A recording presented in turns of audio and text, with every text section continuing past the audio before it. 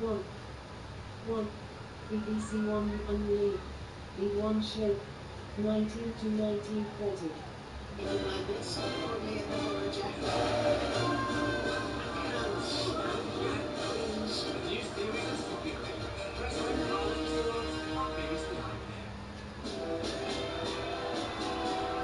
Friday nights have Arcade here with you live and now in their first World Cup meeting, USA beat Australia.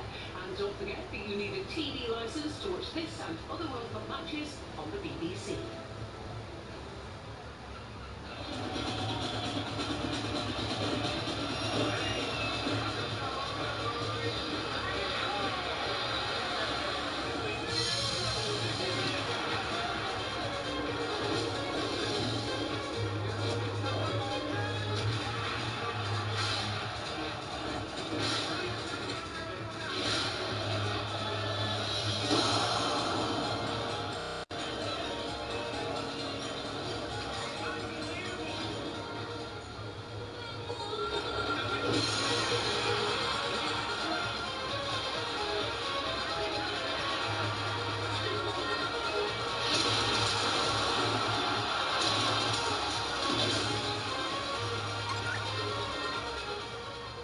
Well, if last night was all about celebrating the Knicks in New York, today the eyes of America turn to Seattle as the World Cup hosts to seal a place in the knockout stages against an Australia side who also made an impressive women's side.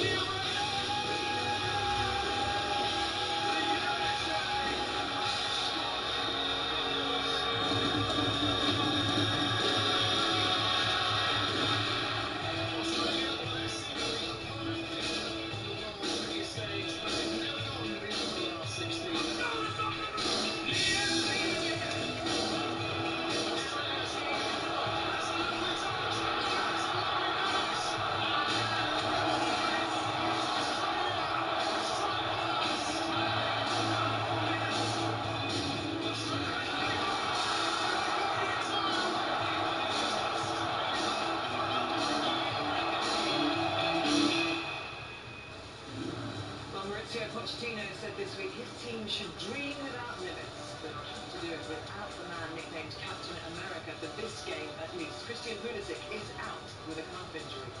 Australia playing in their 7th World Cup but have yet to go beyond the last 16. Watford winger Nestori Irankanda announced his name on the world stage with a stunning strike against Turkey, but he's on the bench. So this is how the table looks. Turkey and Canada both playing catch-up. They meet in San Francisco a little bit later. The USA haven't won back-to-back games at a World Cup since 1930. And even I wasn't around. Wayne Rooney, Olivier Giroud and Theo Walcott join us for this one. Wayne, you played, coached, to be honest. You know all about kind of what that league is like and what American football is like. Is Pochettino for you a good fit, not just for them, but for the country and what they expect? I think it's the perfect fit. I think going back a few years when I spoke to a few players who went into the coaching badges, and to do the coaching badges it was all structured. You had to do it the US way, otherwise you couldn't do it. And I think having that change now with different coach, international coach going in, I know Clinton was there before, but I think that will really help not just the national team now, but the coaches, the young players coming through.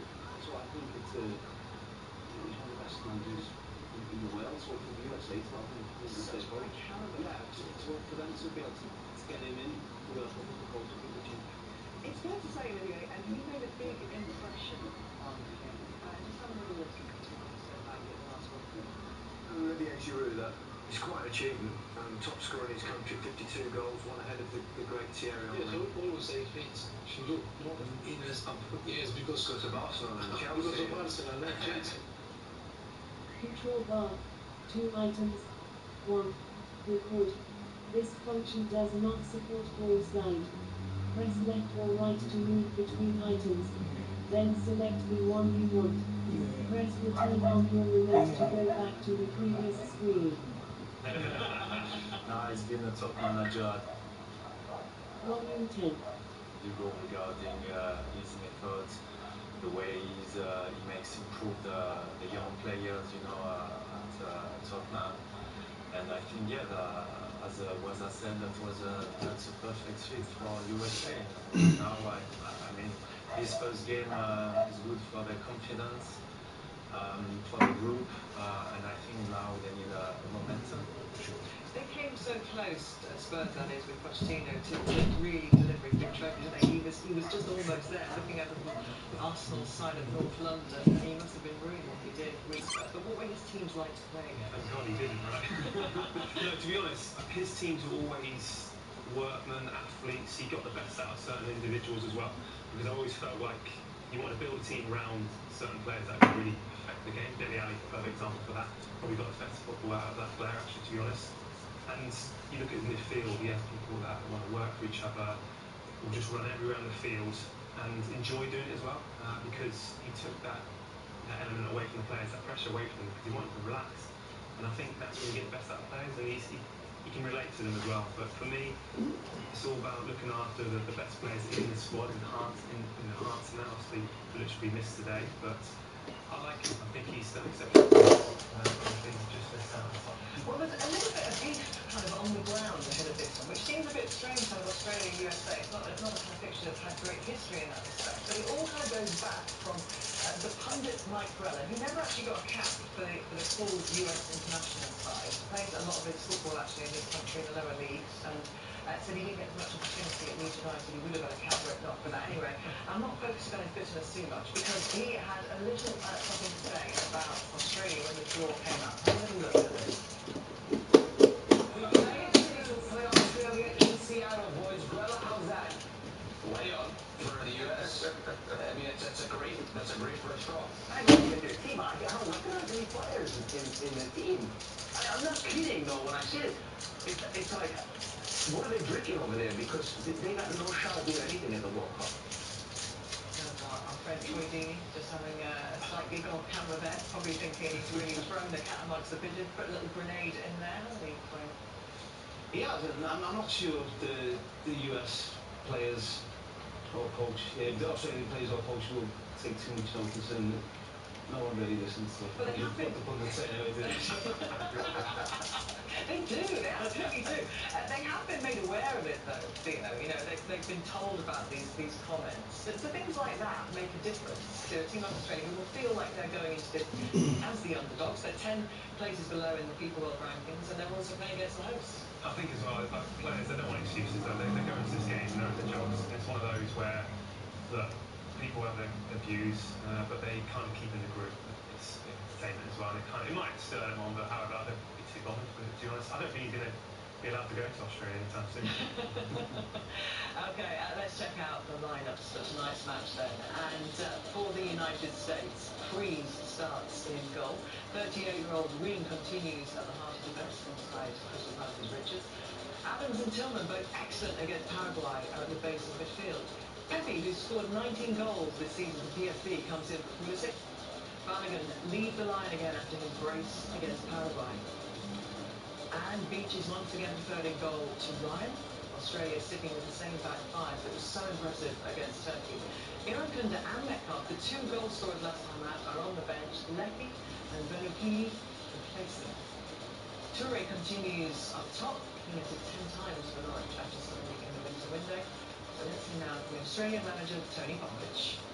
We've been about action and doing our best on the pitch. That's where it matters, and we'll try and do that again today. Now, two changes to the team that beat Turkey. Mr. Irakunda out, Conor Metcalf out, and then obviously Matthew Lepi and Nishan Palupalane. Can you explain those decisions? Just a short turnaround in terms of the emotion and obviously everything physically that went into the last game. We wanted some freshness on the field in those wide areas, and we think Nish and Matthew can build a good foundation for us from the start of the game. And both will be good to go if they're required to come on as substitutes. Yeah, they're all fit. They're all fit well. Christian Pulisic is out. We just had that confirmed with a calf injury. Does that change your thinking at all? Probably different attributes for the players that may come in. Obviously, he is a unique talent in terms of what he does between the lines with the ball, and he's a real creative player for them. But you know, they have some good options to cover that. So I'm sure that whoever plays will be well equipped to do a job. Well, this could be a fascinating tactical matchup, looking at how they both approached their first game. No team faced more shots than Australia in that first game for them. But actually, the quality of those shots, I mean, the XG was incredibly low. How do you see this one then panning out against the US? It'll be very different opposition. I'm really intrigued to watch this game because I think both teams have strengths, and if you look at Australia here, doing a 5-4-1 shape, very compact, very difficult to play through. You allow the ball to go out wide, and then they're so difficult to play against. And if you look at Irakunda here, he's the one player who's maybe got that little bit of flexibility to try and play on the counter-attack. So that's exactly what Australia would be looking for tonight, I feel. And if you look here, the body behind the ball, getting to the ball, blocking shots, making it very difficult for Turkey to get any control, to get any clear shots. Again, bodies in front of the ball. So, and the defenders really well. The defenders low block, but they're all working together. They're all very difficult. There's no spaces, no gaps in between them. And then this one comes to not me. And this is the Australian goal. And I think this is what they'll be looking for again tonight. Again, bodies behind the ball. Yeah, a shot comes in, the goalkeeper makes a save. But if you look at Irakunda here, and it's interesting that he's not playing tonight, which I'll go into in a minute. But no one had thought now the ball, get time on the ball, running behind, and this is devastating. Speed, power, skill, great touch behind the defender, and then a really good finish. So Australia will be looking more of that tonight. But then, if you look at not USA, from him, as you said, not from him, yeah. which I've been into, but if you look at USA, they lose the ball here, win it back very high up the pitch, lose the game, win it back again, lose the ball again, win it back, and now this is what Australia will be looking for. If you look at USA, they put everyone ahead of the ball, trying to win it back high up the pitch, and then the spaces in behind the USA defence. Australia will be looking for that. So, as much as this is a strength to the USA, this can also be a weakness. So it's one of these has to give tonight, and that's why I'm really excited to watch the game. And the stats there showing that no team really was more physical or had a higher work rate and a higher press in that first round of matches than the USA. But you alluded to it there. Tactical changes tonight though from Popovic, leaving out those goal scorers and bringing in players with experience and presumably a different job to do. Yeah, well, I think he's left them out because he feels that points will get them through the group, and Lecky coming in, especially, this is fourth World Cup, I think the most experience at World Cup for Australia. He'll be looking for a point, but then he's still got the two goal scorers from the last game to come on if they need to get something out of the game. Okay, well, Steve Bauer and Danny Murphy are on commentary duty for us, so let's head over to Seattle and hear from them now. How are you guys? Very good, Gary. Yes, welcome to Seattle. I mean, we're looking at to be in this stadium before. We're also looking at to be in LA for the USA opener, Danny, where they went right from the start on the front foot. I mean, how impressed were you? You said on the night it had a Pochettino stamp right across it. It was an impressive display. They surpassed all expectation. They were progressive, great energy, great quality, great performances from Balogun. Pulisic was going to be missing tonight. That's a blow for them because he was the trigger for a lot of those good moves. McKennie was excellent as well. So can they repeat that same performance without Pulisic? Fantastic start for the US and, as they were mentioning, for the Socceroos as well. This young team, the youngest starting 11 in the first round. They've left both goal scorers out. What are you expecting from Australia here? Great endeavour, togetherness, they'll be pragmatic. As Wayne said, they'll defend in numbers. They didn't have much possession in the last game. They rode the luck a little bit. I think they'll be tested even more tonight by this American side. I think if they can come out of here with a result, just a draw would be an amazing result for them. I can't see it personally. I think this American side is flying high. Just to give you a sense of what it means to the Americans, it's another setup here tonight. The streets outside lined of stars and stripes. Wherever we've travelled, it appears that first performance and result has heightened the interest even further. Has the level surprised you, Danny? I've been absolutely gobsmacked, honestly. It's like a carnival out there. It's chaotic. It's like a proper football match. I didn't expect that from the American fans, and since that performance and that result, everywhere we've been, we're talking to American fans all the time on all the journeys.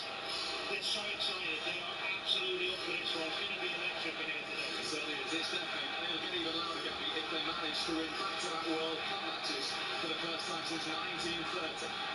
Thank you very much, guys. Yeah, the atmosphere building there in Seattle. A pitch that Wayne scored a hat-trick on as well. We'll get into that later, maybe. Well, we have to get into that, Wayne. It's been a terrible game. The tournament organisers couldn't have asked for more, though, could they? With a 4-1 win over Paraguay in that opening match. Betty Glover's been in Seattle to see how the World Cup has been cutting through in a crowded sporting market.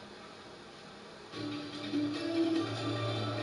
years in the making, and football's biggest show is back in the USA. The hosts are off to a flying start, but is the nation falling for the World Cup?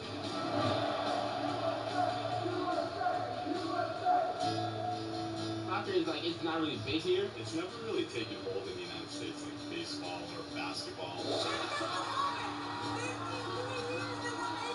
New York Knicks are NBA champions for the first time in 53 years. This isn't a soccer city. I don't pay attention to that at all. Let's go Knicks, baby! In New York, there was World Cup publicity a little bit, but it was all Knicks. But that's over now, and once the games finally started, we're able to talk about it.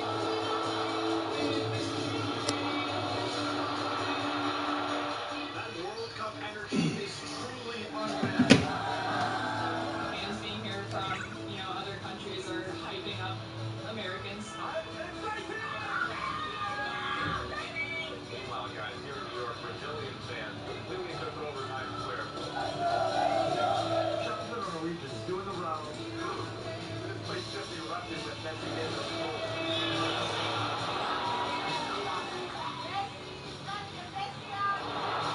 My wife is here, but I love Messi more than my wife. The people in Scotland seem lovely. Scotland fans are finding different ways to pass the time. You guys like how I know who did it, and it's fine. It's nice to see people from all over the world. Oh, it feels so wonderful to be around everybody. It's a good idea for America to have the World Cup here.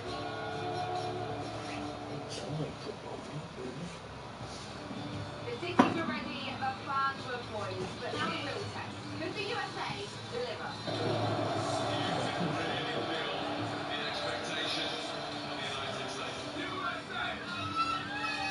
It's a huge moment. It's a once-in-a-lifetime opportunity for us to be in our backyard.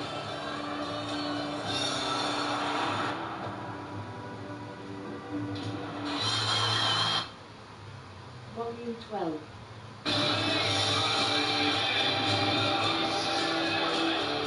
See that screamer go angle up more wide under the... Volume 13. Watching a piece of history. One of the greatest moments in US U.S. World Cup history. Extraordinary stuff from the US. Quite a stomping win over Paraguay. America won! USA! We're going to win the World Cup! Everyone is watching. Handle your business, Team USA! It's broke record numbers for the domestic audience on Fox, so that suggests it's getting there. ESPN, that are normally NFL basketball, they're starting to chime in. For someone like me who's never watched soccer before, winning the opening matches is really cool to see, and maybe now I'll follow along further. America likes winners. We all know that. All the U.S. wants to do is win, win, win. So the question is, what happens next? Is this just a summer of World Cup fever, or is this the start of a love affair with the beautiful game?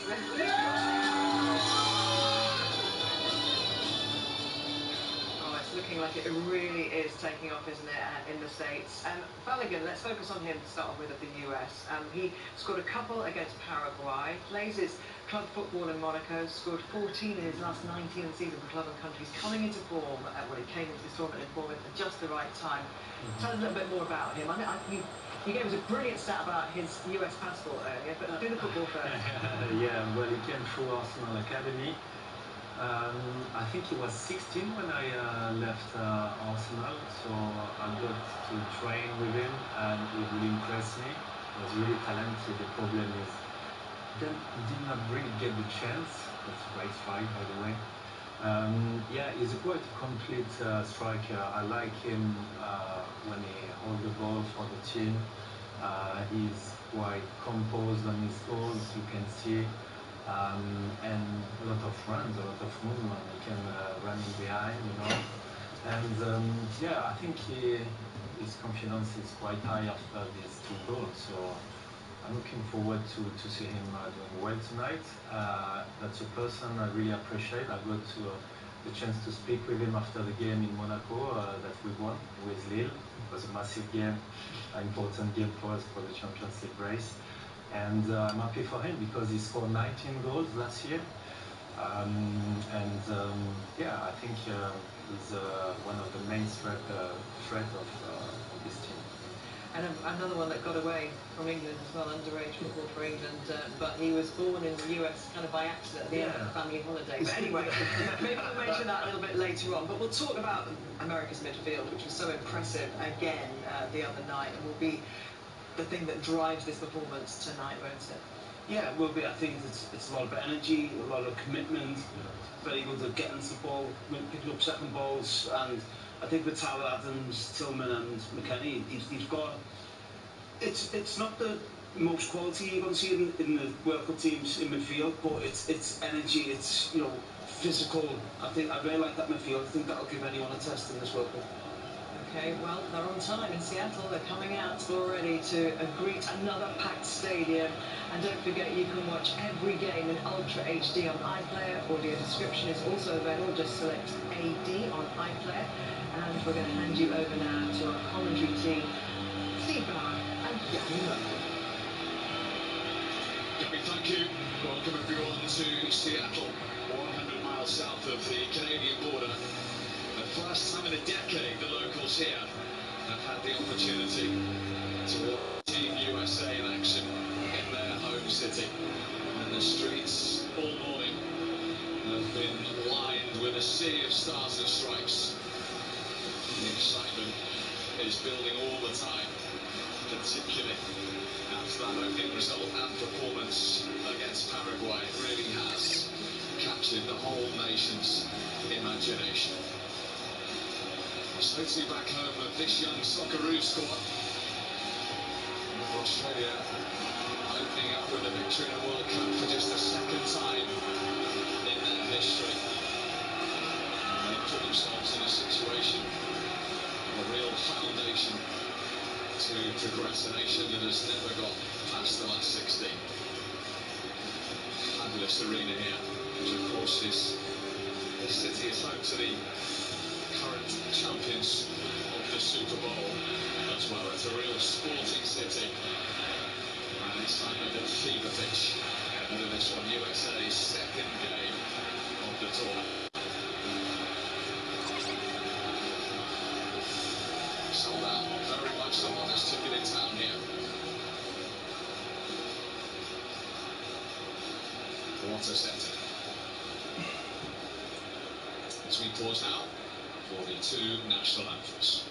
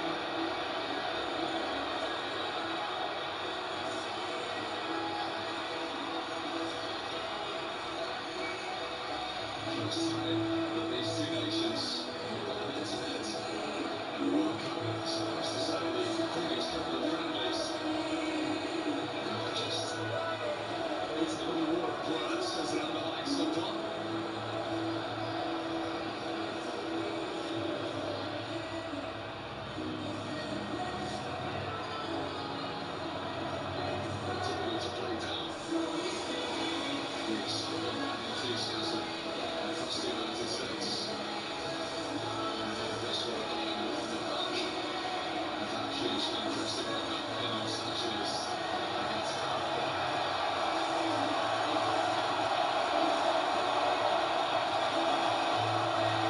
He's forwards on the race to Pochettino and his coaching team. They've got something going here.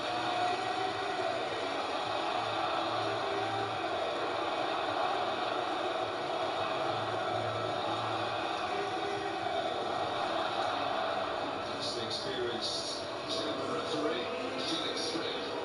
Used to be refereeing the Champions League coverage. He's the man today.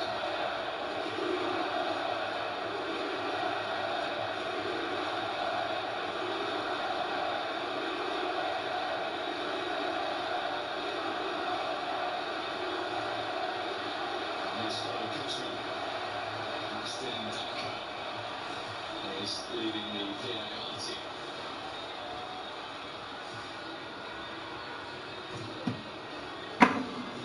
Well, the question for every USA fan waking up this morning surrounded the fitness of Christian Pulisic, who was substituted at half-time against Paraguay with that calf problem. And the answer is the former Chelsea man hasn't made it today. So Ricardo Pepi, fresh from 19 goals for PSV this season, replaces him. That's the only change. Florian Balogun already only needs 2 more goals to equal the most by any USA player at a World Cup. What's his name? The youngest average starting 11 in Peru Rovers, 24 years and 226 days. With 3 goals forwards on the bench today. Watford's Kieran Cooper and Matt Clark drop out. Incoming experienced Matthew Leckie. He breaks the record for the most appearances for the Socceroos in World Cup. This is only number 11 here today. Liverpool and Melbourne Victory also starts. Leicester's Harry Souttar once again captains the team.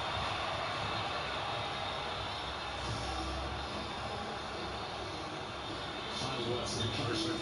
The USA have only once in their history opened the World Cup with 2 consecutive victories. Australia have never done that.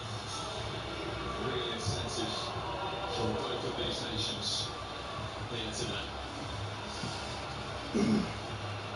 It's a little cooler today. Normal Seattle temperatures after the heat wave of last week when we were last here for the Portuguese game. It's perfect conditions. Beautiful place like this. And everyone's looking forward to this one.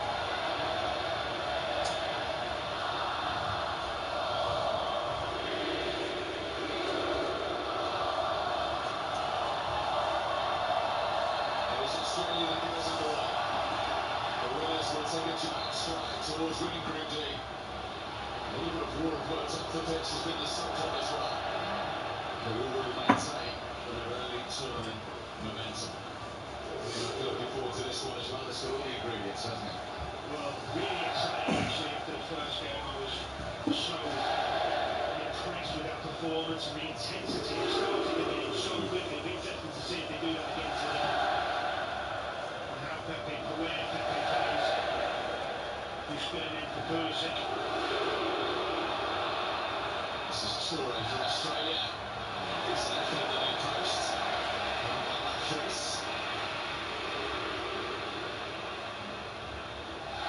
Yeah, they're level there. A little bit nervous maybe early in the game. Toure gets onto it quickly. Decent strike, testing the keeper. The keeper got that. City striker leaving Australia alive again.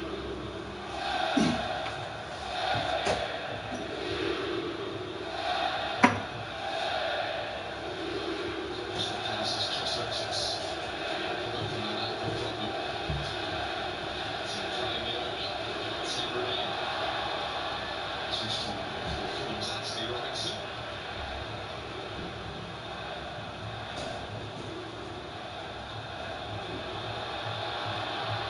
That's cleared. Only as far as Tyler Adams.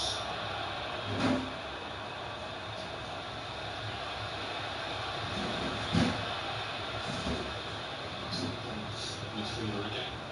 Hugely impressive in that middle of Paraguay, as most of these USA players were. How the dynamic changes without Pulisic is such a key one. Yeah, it looks like at the moment Pepe is up alongside Balogun to occupy the three centre halves. Quite like that from Pochettino. Another little tweak. He's very good at that. And then you'll have Robinson flying down that left side as we saw in the first game. But yeah, definitely looks like he's playing up alongside him. Tony Popovic, what a job he's done since succeeding Graham Arnold in the third round of Asian qualifiers. Funny asked me before kick-off, I recognise that name, I think I played against him. So we've done some research. 5 times in club and country, 1 win for Merck. Remember that England game? Not a very good record. I do remember that England game. Wayne's debut, yeah. When he scored the first goal. Of course he did. You came on at half-time and failed to change the game. We drew the second half, I hope you know.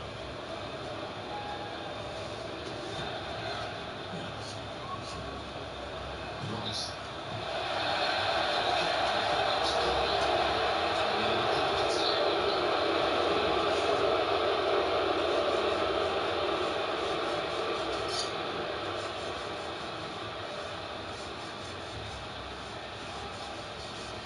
Pochettino was confident that Pulisic will be back to face Turkey in the final group game.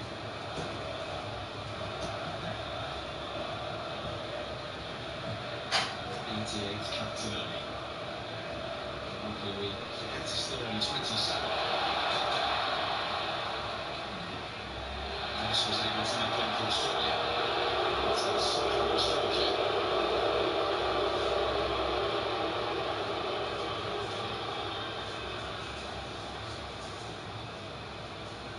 From Suter.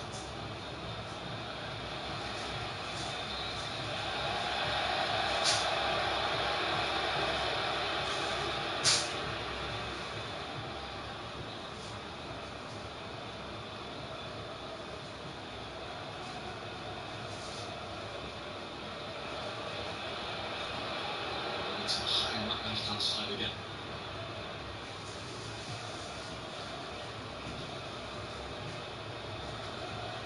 Dest. PSV. The USA squad actually has 17 players playing in European top divisions. 5 of them in England.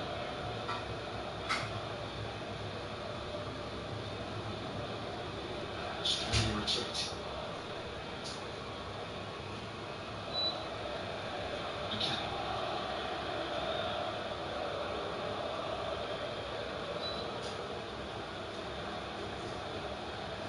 Freeman. McKennie. Useful. Looks like Heights and Balogun. This was really good. Robinson from Balogun. He's going to foul there, but another example from McKennie getting the first game against Paraguay. So often we talked about it on the day. Constantly willing to try and run past the strikers and get in these type of areas. And when he gets in there, he's got real good quality.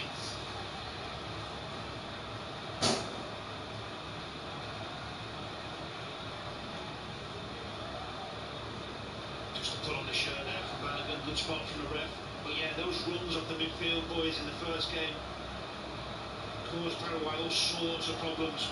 Whether there'll be the same space to do it today if Australia sit in, we'll have to wait and see. But there's a willingness there from those midfield lads, Tillman as well, to keep getting forward. You would think they've learnt lessons from perhaps the space Paraguay. That was loose from Matt Rees.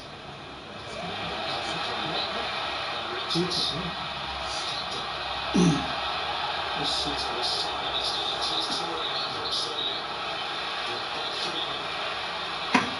Competitive edge in the opening stages.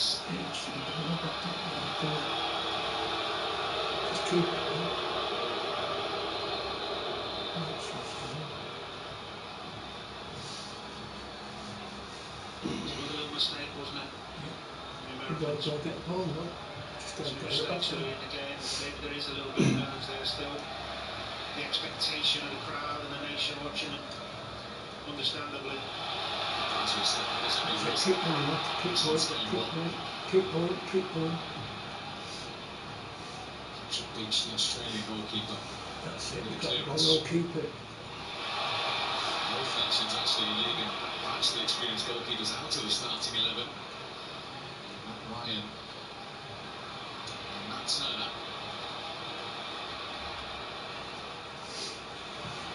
Adams.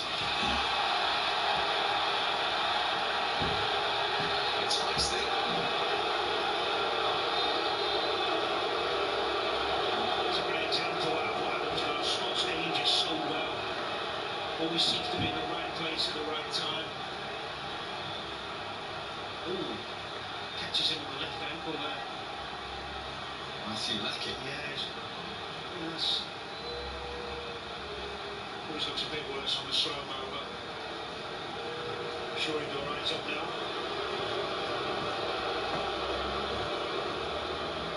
He's saying to the ref, that's a mad foul. He must have felt that one.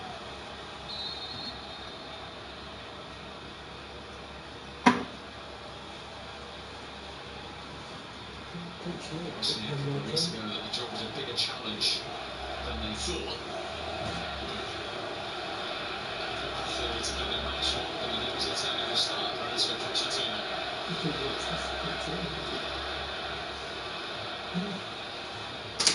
Dest. Into McKenna. Adams wants it back. The Australian player back behind the ball. Kenny wants more. Oh, it was that shooting opportunity. Straight at Burgess. Good USA pressure again, though. McKennie again. I'm amazed they're not stopping that, because he did it so often in the first game, and he's done it twice already here. Should be having someone tracking his runs.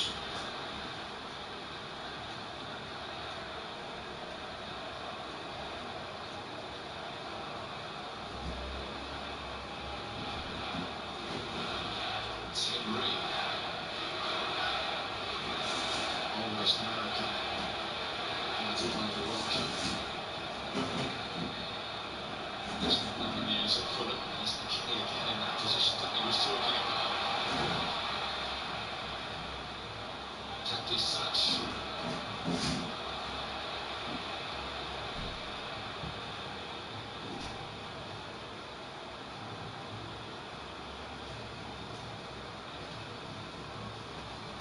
Nice dispossessed. Boss. Now fed on Burgess.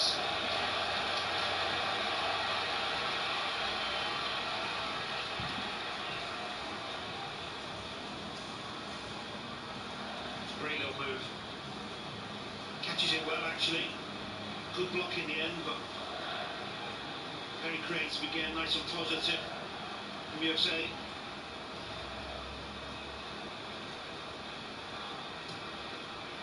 Robinson. Price that is from Pelican. Oh, it's a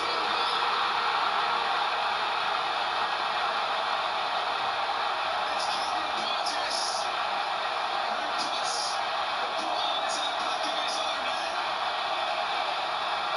And the USA lead inside 11 minutes at Seattle.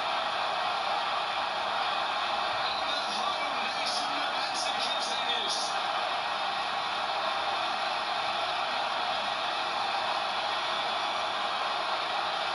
It's all for one for the Swansea and former Ipswich defender Cameron Burgess. But it's USA 1, Australia 0.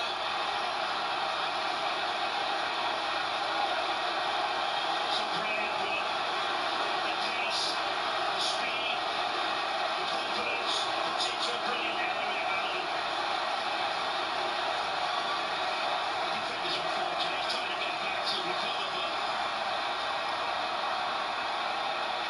it's all about that man again, isn't it? A player full of belief in himself at the moment. Very hard to defend against one-on-one when someone's got that pace. Just as they did in their first game, the United States take the lead through Uruguay with Bobadilla of Paraguay. It's Burgess of Australia today. And the decibel level is equally the same as it was in Los Angeles. Italiano into Traore for Australia, looking for an immediate riposte. Oh, just a bad slap at Bob. From Lackey. Yeah, there's nearly an immediate response. Clever little move. Tried the outside of the right foot. Yeah, lovely effort. Just couldn't get it enough. Couldn't get enough curve on it.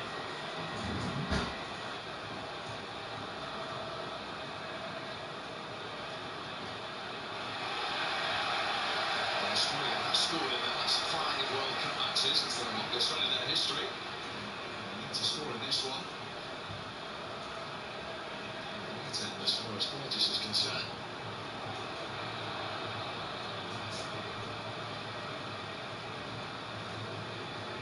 It's the 7th home goal of the tournament already. 3 of them in USA's favour. Here's Balogun. Goes towards Dest. Tapia heading forward to the left as well. First corner of the game. It's America's. I think what's impressive about Balogun as well is the link-up. Nice and reliable when the ball goes in. He's got a little picture, he's got flicks. He's a really talented young lad.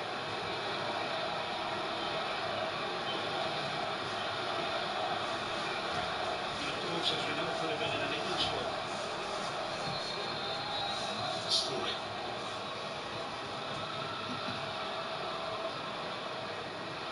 German referee just made a word with Chris Richards before this corner is taken.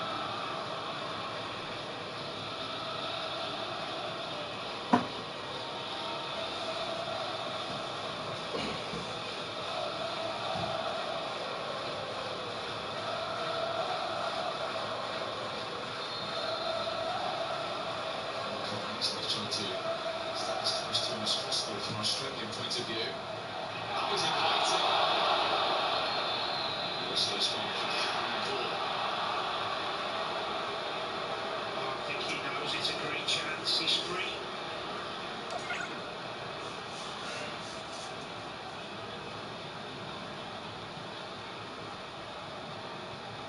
Heads it straight up to an Australian head, I think.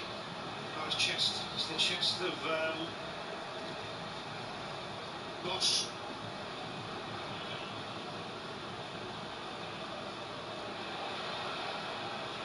Lackey. Time ball for Italiano.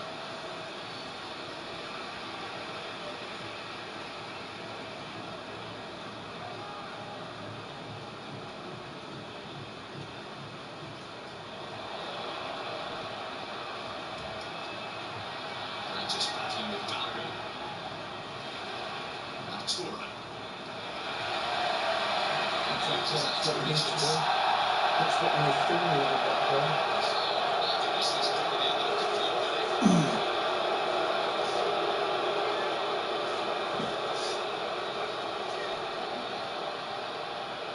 Yeah, there's not much in there. It's a foul. I'm sure he needs to roll around 4 times after.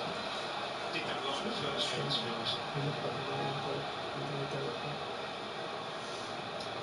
Pule, the defender on that occasion.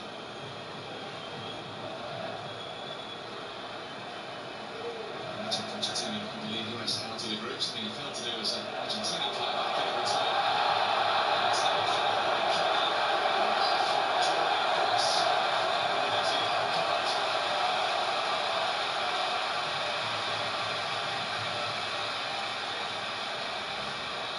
Hand in the face, yeah. Thought he was going to get a yellow for that.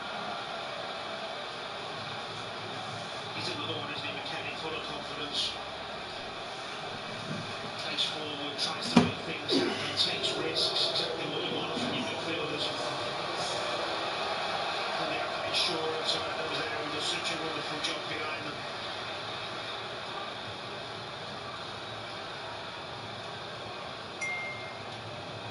Agency voted into the Serie A team of the year, despite Juventus not finishing in the top 4 thanks to McKennie. Started this tournament very sharply indeed.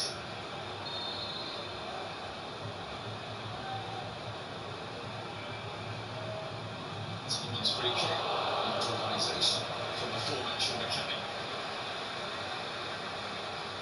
Not the best ball in. To be disappointment at Tillman. He's a good technician.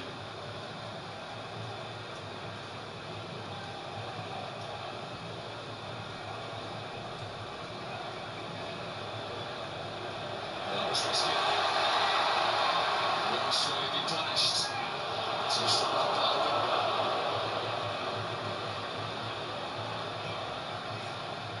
It's a really similar pattern to the game we watched in Los Angeles. A real front foot Pochettino style from the United States.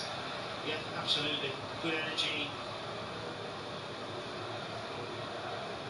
Risk taking with the ball, which everyone loves to see. No one's safe all the time. They've got players out there who are confident and want to prove themselves.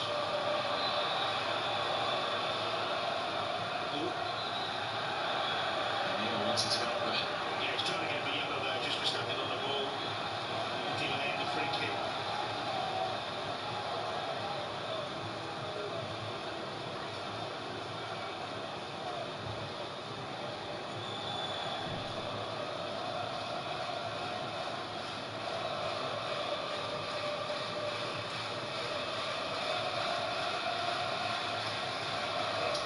Looking for a free kick which wasn't forthcoming.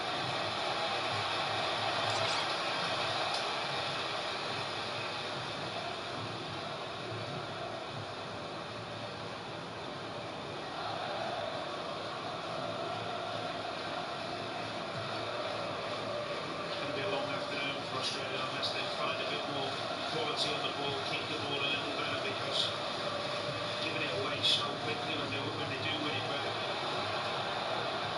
means they're chasing all the time. Roberts. Almost on the step. Just like that there, perfect example. You have time, someone shouts to him, just bring it down on your chest. Lovely take from McKennie.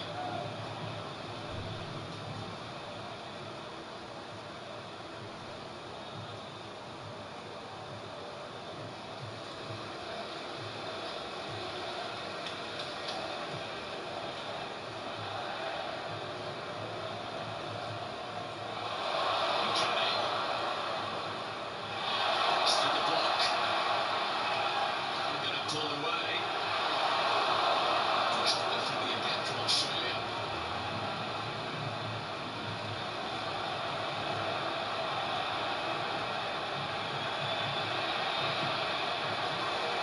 Absolutely sure that for each the goalkeeper. Another positive run from Dest, wasn't it?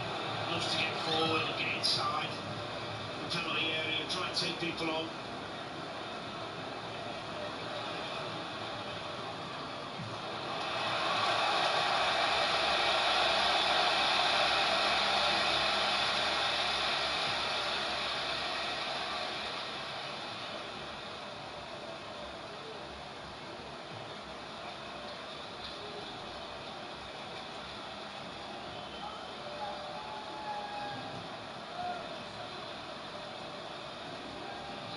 Adams.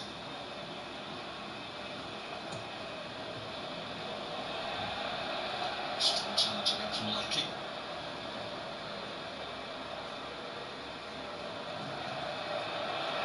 It's not even got there. Australia are mightily relieved. Great run, disappointing touch, not like him. What pass as well. Balogun on the turn, Streets are able to get the block. They're rocking back there, Australia at the moment. They are. Can they get out here? Italiano. Still no stretch play.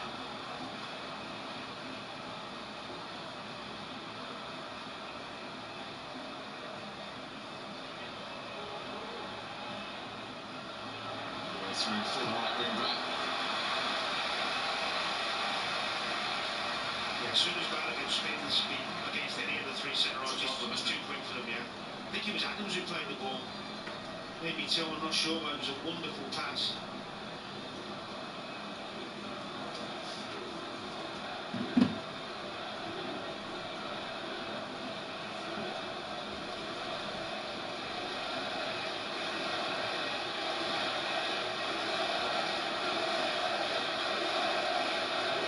Suter tackling with Salah.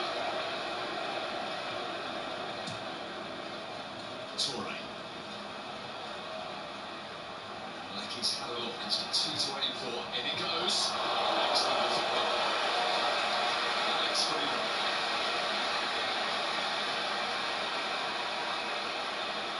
It's a brilliant cross.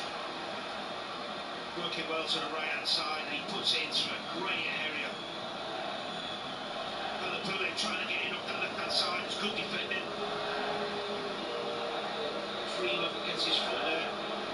Important challenge.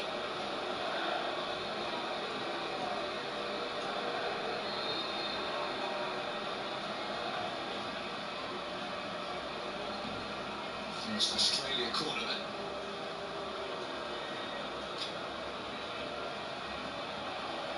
Here's the obvious danger, Harry Suter. Can't get that close to him.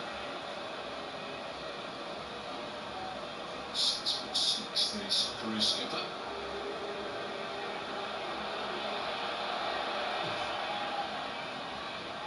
That's exactly where it's aimed, and he got good contact.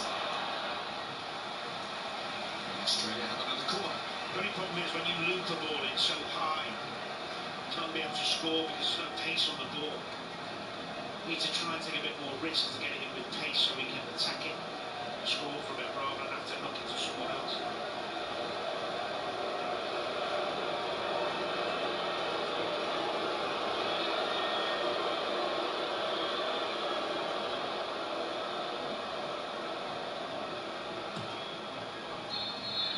There's 10 balls already in foul.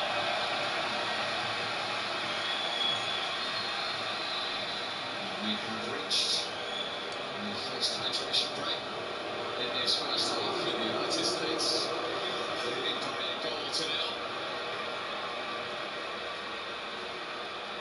And a reminder, if you want to see the match from every angle, you can follow any of these players, every move, and see the action through their own eyes. You can scan that QR code now to get the World Cup 3D experience in the BBC Sport app.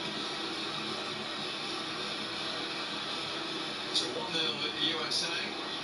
Fiona, you look praising former Spurs managers, so you're going to do it again, Mauricio Pochettino's team in charge.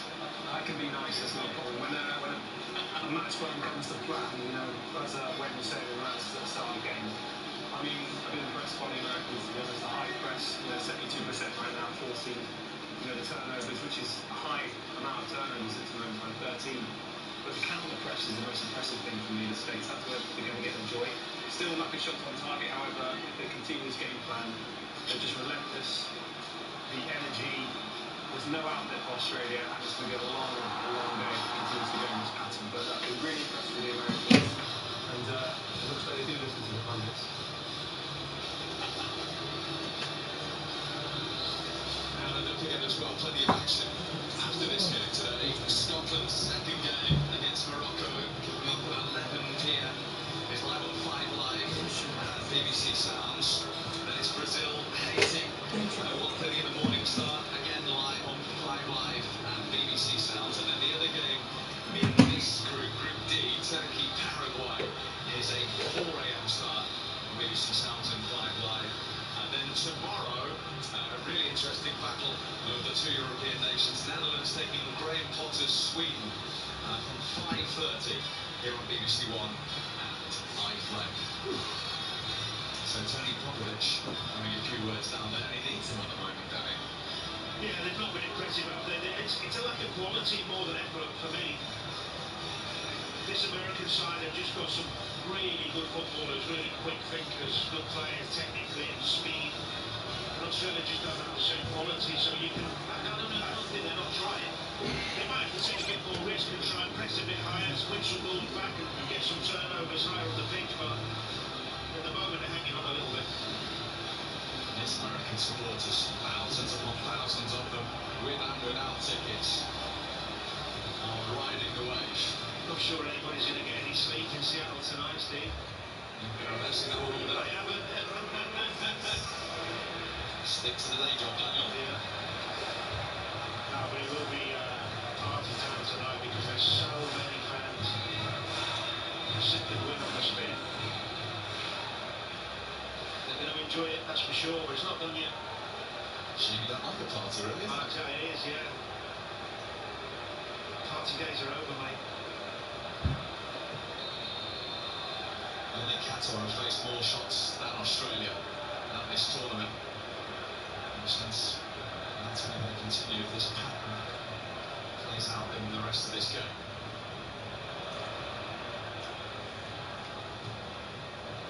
See, even there, Adams, what he did, getting back in, protecting the centre-half and nicking it off the forward. Little bits like that you don't notice because he does it so often and so well. He's pivotal to the way Pochettino wants to play, actually. He is. Here's Robinson, bursting down the left-hand side, three in the penalty area. This doesn't have the quality to go and kick in the air. Yeah, it was poor. He's better than that. I've seen his quality in the Premier League for a few years now, and his end product's normally better than that. 20 years on from playing at the World Cup. He's managing his nation at one. Made one appearance in 2006. Injured against Brazil. Former Crystal Palace player.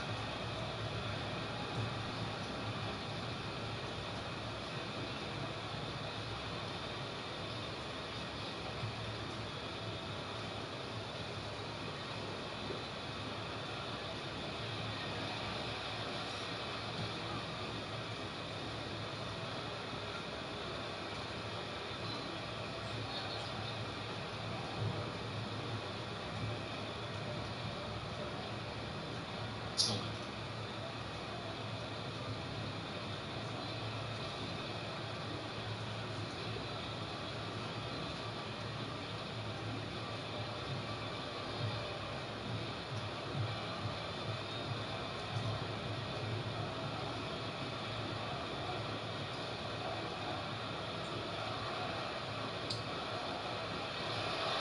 He's on the move again, this time down the left-hand side.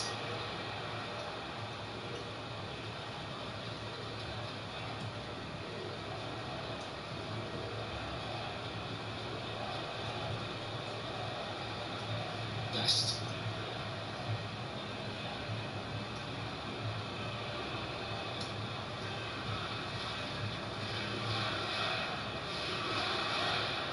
Australia have only won one game at a World Cup. They conceded the first goal. That was 20 years ago against Japan. Just concentrating at the moment, you said, on not conceding another one.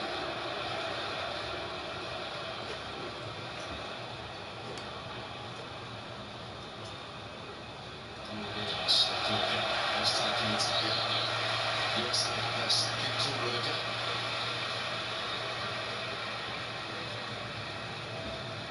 They're so deep, Australia. Just dropped off so deep. Bringing on the pressure. Constant attacks.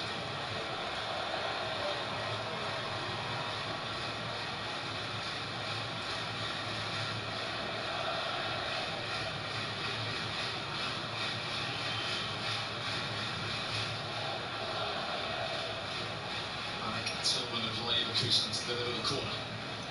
Just over Chris Richards.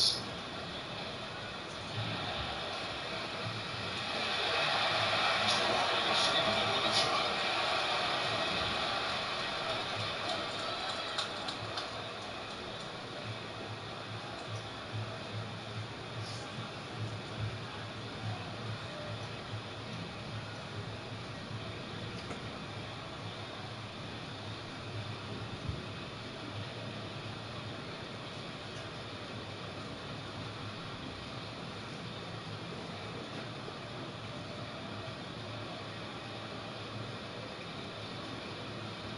Last in their opener against Turkey, Australia, which they won with 28.3% possession.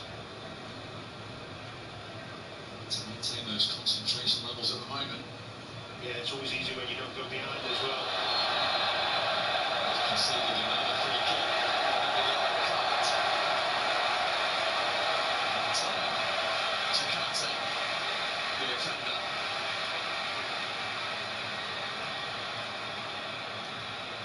Yeah, good link up between Tillman and Balogun again. Catches him on the back of the calf. I think a yellow was the right decision. Problem is, we were just saying, when you play that way, it's fine if you're 0-0, 1-1, or even leading, because you've got something to protect. When you lose, when you go behind or losing a game, you've got to try and take some risks at some point in the game. Maybe not in the first half, because they're scared of opening up. They'll go 2 or 3 behind, but as the game goes on, if it stays like this, they have to take some more risks. Robinson's free kick didn't reach Richards. The foul had already been committed.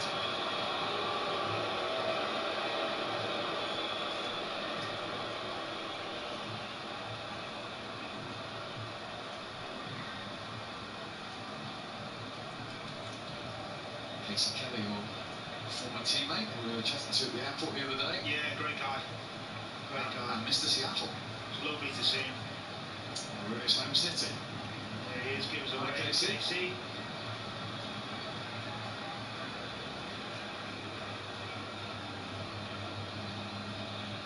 He's a good goalkeeper as well. Finished his career here for the Seattle Sounders.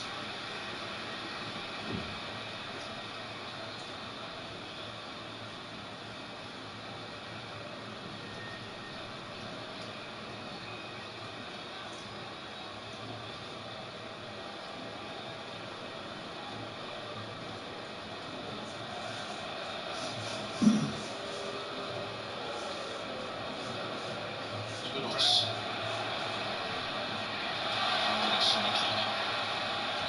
USA hunting him close again. I think that's one of the reasons Poch has played the 2 strikers, you know. Pepe, he's flying forward to press with Balogun, and then they come behind those 2, whereas if there was 1 up against the 3, it would be more difficult to get that press on early.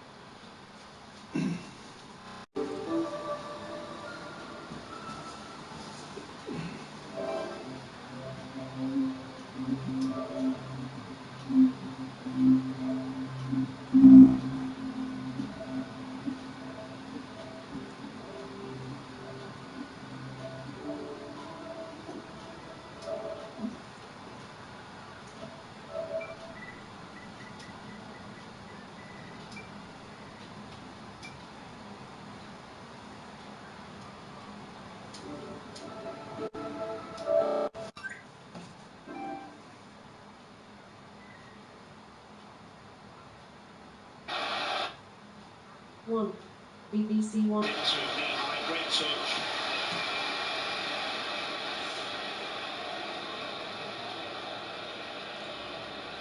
Shooter beating McKennie in the air. Seems to be everywhere at the moment. Rest of McKennie. Just enjoying himself, just expressing himself. Poch is giving him the freedom to go and impact the game. He looks a really good player.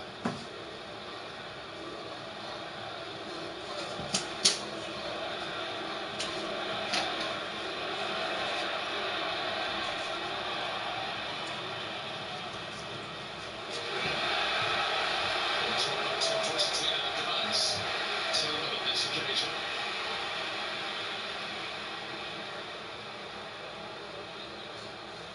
Just not letting them breathe, not letting them relax, not letting them get on the ball and get confidence time and time again, pressing and winning the ball back.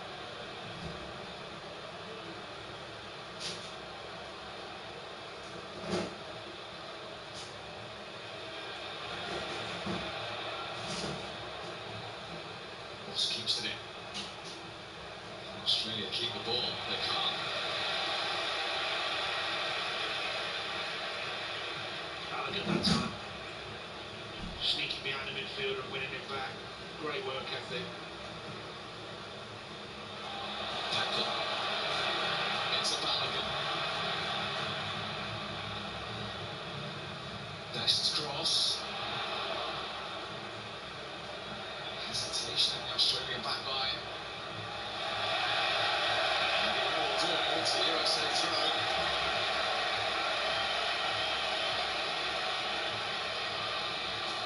Again, desperation kicking in. No composure. Nobody able to get on the ball and just settle them down.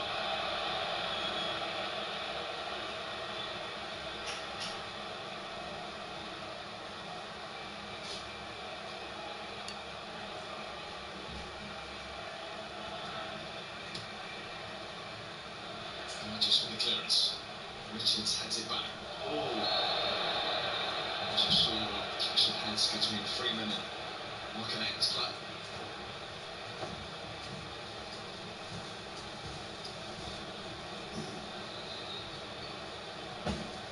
Yeah, looked a bit nasty, that one.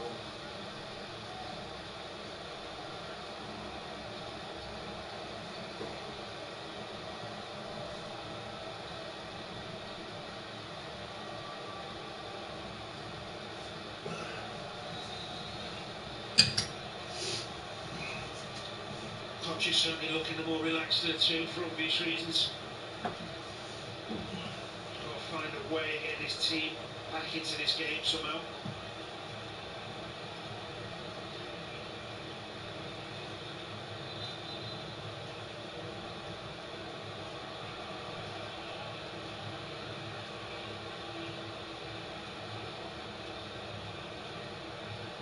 This is the goal. It's unlucky from the defender, nothing he can do.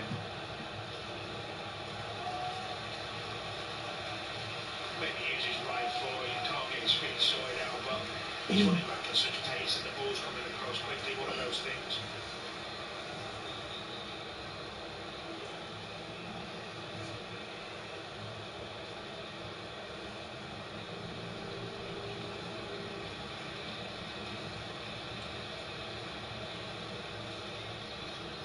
So just waiting for Freeman to get back on his feet.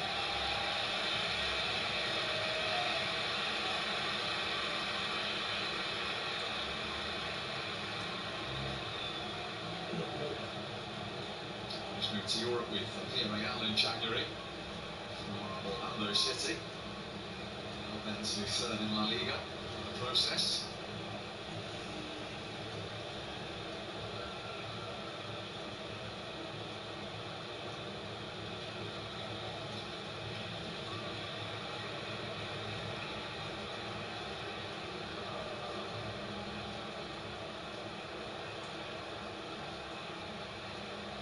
The referee is just double checking both players.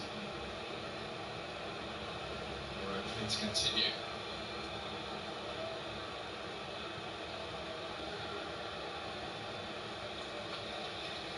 I think the break in play actually suit Australia more, just to try and stop that momentum and flow of attacks, get their energy back up.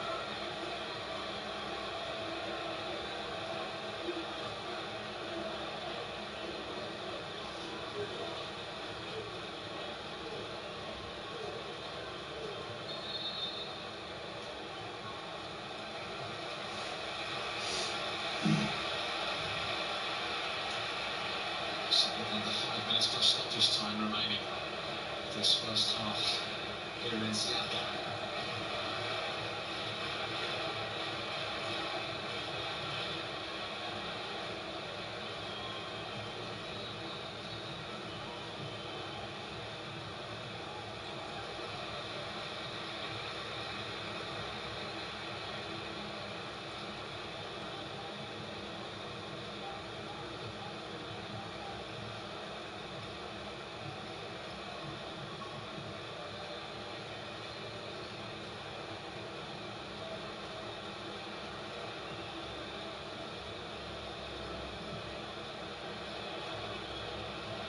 Nice ball, great ball.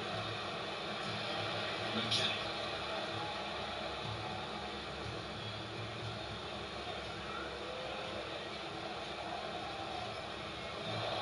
Almost one nicked at it. Straight to McKennie again.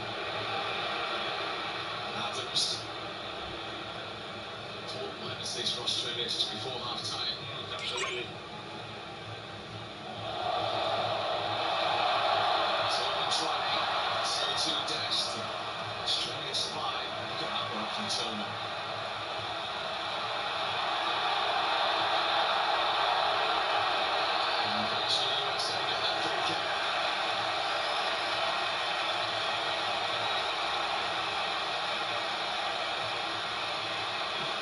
good play down the right side again.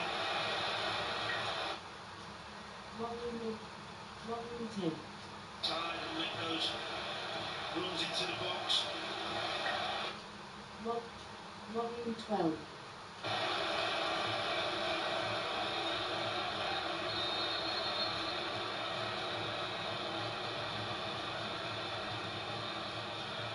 There goes Best.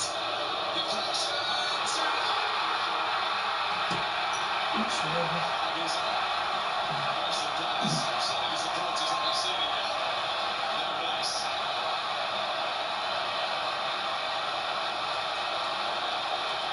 They're still got no voice. Poor defending in the first place from the shot back from the corner to the edge of the box. He was in oceans of space. I could see it before it happened. Just seeing the free kick, sorry. Look at the top of the box there where he is. I thought he could have hit it first time. He takes a touch. And then as it's deflected, it's a tight one.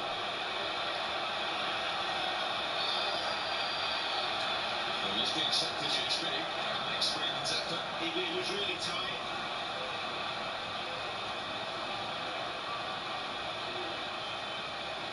Aston Duncan and his team in VAR.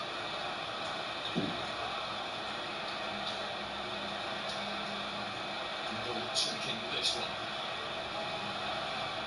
Might be able to see it better here. There. Oh no, he's onside. You can see the defender at the top of your screen with his right. Italiano, yeah. I think he's on.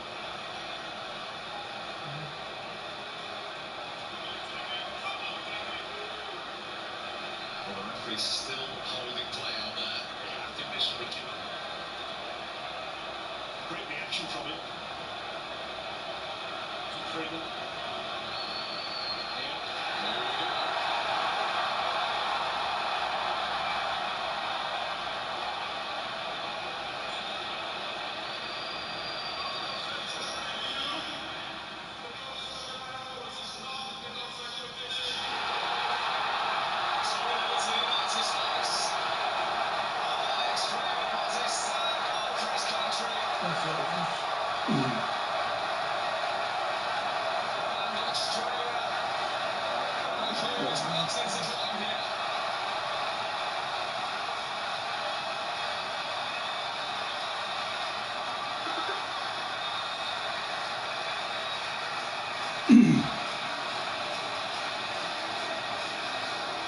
Just listen to this noise.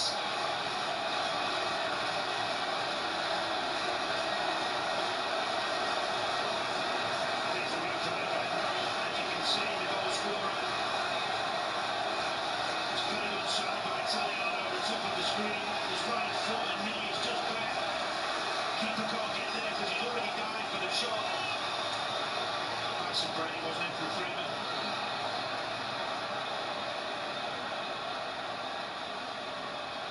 No more than these really dominance of the first half. They were by far the better team.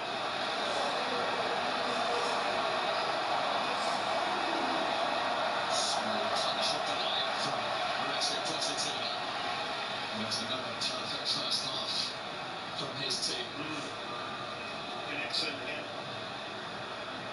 I'm sure he's smiling inside.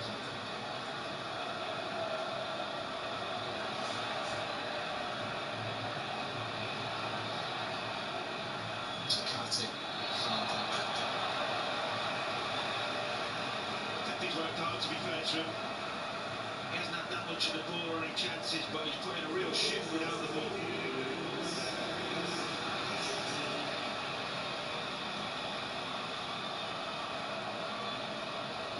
Tillman. It's amazing. Australia desperate at half time. The United States didn't want it. And it came off Takati for a USA corner. It's their third in this first half. I think Australia will need to do something at half time, whether it be a few substitutes or a change of formation. The way they've set up in the first half, they've gone out, they're not in the game. They're getting dominated.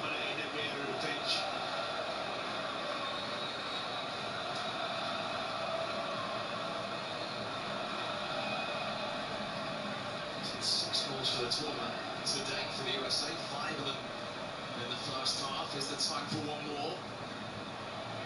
Substitutes coming in. Referee's whistle be gone.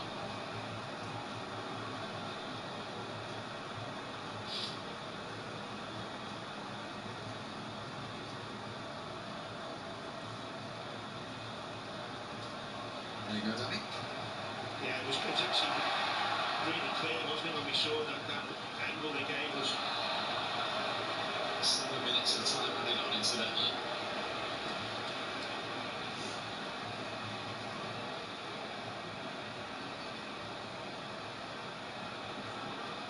Yeah, we had that clash of heads, didn't we? That was a few minutes, at least.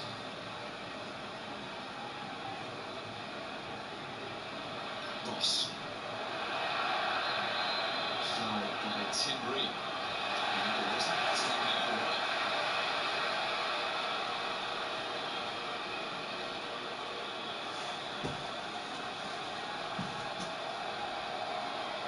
Yeah, handball is given it for. Good spot again from the ref.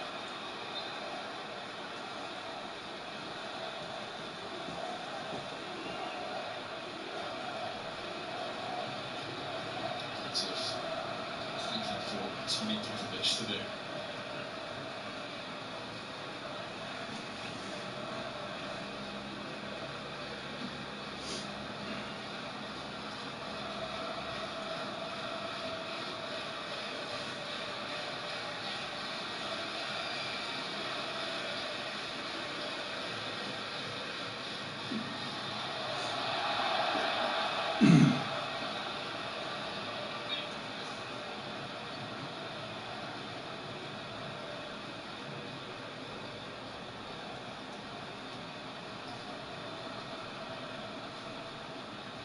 There'll be a few question marks to the Australian coach regarding the omission of Aaron Kunda, who did so well in that first game and caused Turkey so many problems.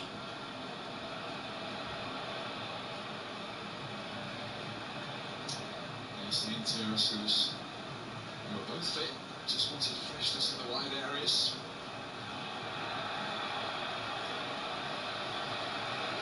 It's a USA goal kick.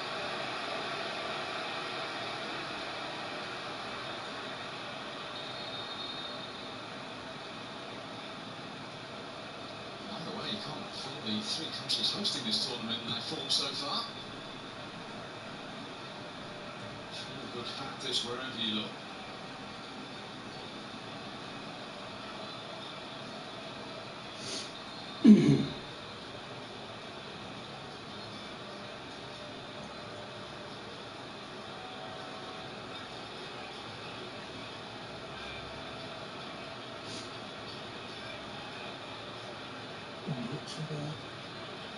Reamsley.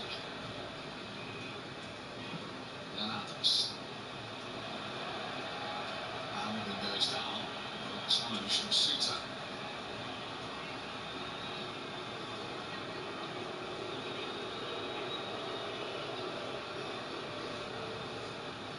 It's an accidental coming together, wasn't it?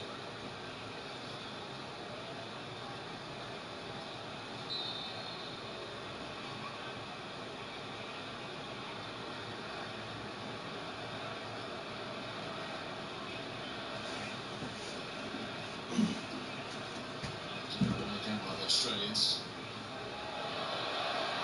All the tricks and flicks coming off for the USA.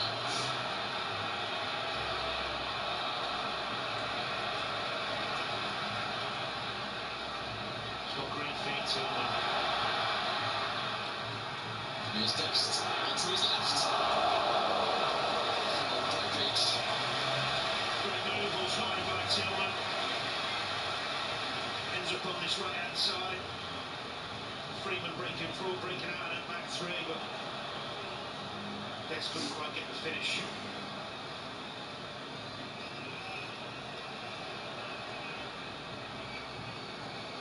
Jordan Boss for Australia, final few seconds of stoppage time into this first half. Trying to make positive progress. There he does, Freeman.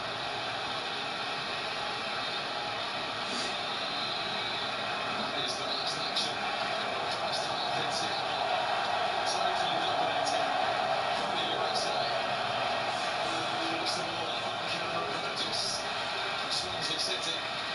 for his own goal just 11 minutes in. And then after Freeman's header initially ruled out for offside, correctly given after the VAR check onside. And they are in front and in total control at the break. USA 2, Australia 0. Thank you very much, Steve.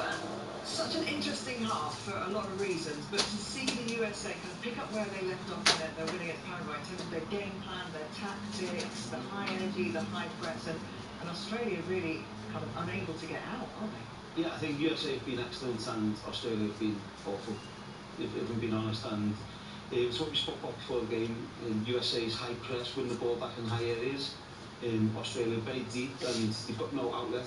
Even the two goal scorers from last game out has meant that they've got no outlet. They've got nowhere to go. USA keep winning the ball back and keep going at them. So really good from USA, and well, it could be more. Could be more. You've got family in Australia, so you're kind of our Australian pundit, Theo.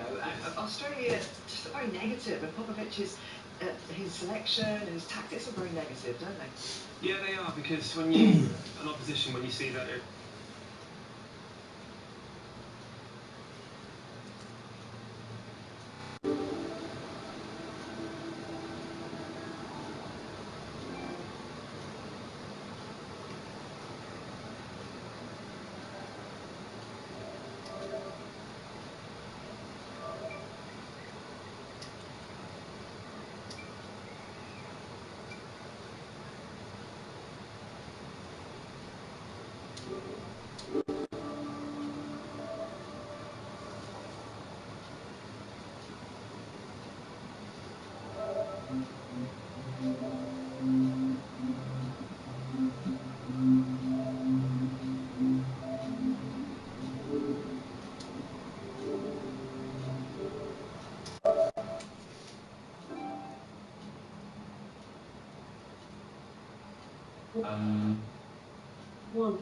BBC One. kind of entice the right back.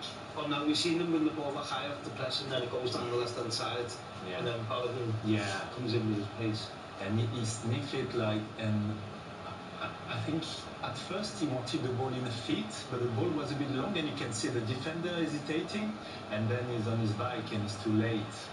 And it's good cross, and I think the defender could have like cleared it with his right foot. Yeah, it's strange they go with his left foot. You see here, it's goes with right foot. He clears. But let's talk about the pace, guys, because I love a bit of pace. You guys maybe not have as pace as me, but the great thing about Balogun I like is exposing centre halves and taking them out there, because they don't want to go there, and as soon as he's got grass in front of him, I mean, yeah, the defender needs to sort his feet out here in this position, but I love the fact that Balogun is just so positive. Yeah, it's such a poor decision to go with his left foot on.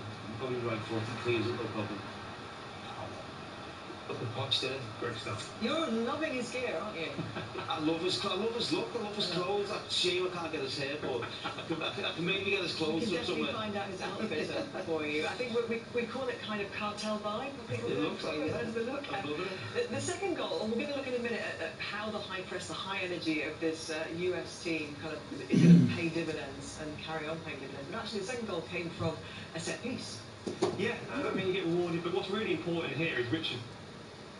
Volume 15. All but Dest finds himself in some space. Freeman is lucky he's just onside, and it's a bit of confusion behind it. It's just Richard's block early on in the middle of near the penalty spot. You can see to create the space for Dest to get shot away. You can clearly see he's onside, and like Wayne said, there could be a lot more, and it's well rewarded. But you can see it a lot clearer now.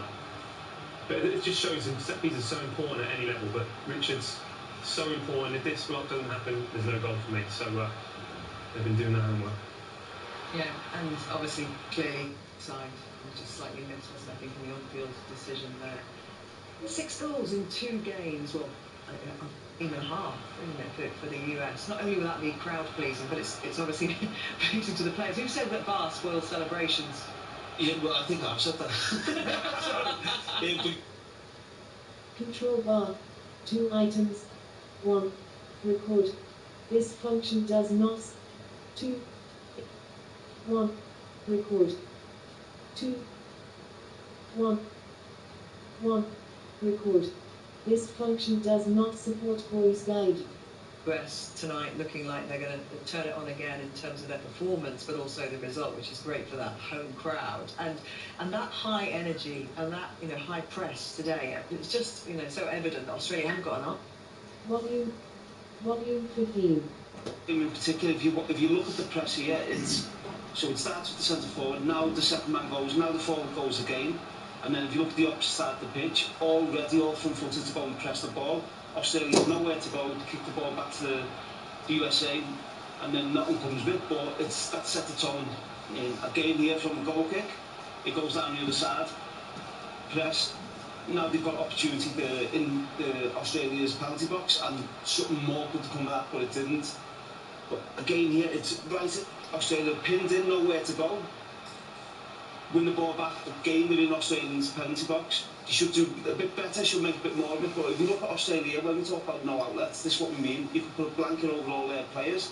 They get the ball, the defender's got time on the ball, nowhere to go, kicks it back to the... And that's where Aaron Kunda in their first game. But if you look at Balogun here, just he's waiting, he's ready for it to go to the keeper. It doesn't, but they win it back, ready, willing, gambling to go in, and they get a half chance. So the energy has been fantastic, and I think he's got to make changes. Would you make them now?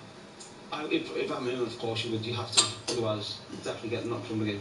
I don't understand when you are so much in pressure, you know, you always start to play from the back.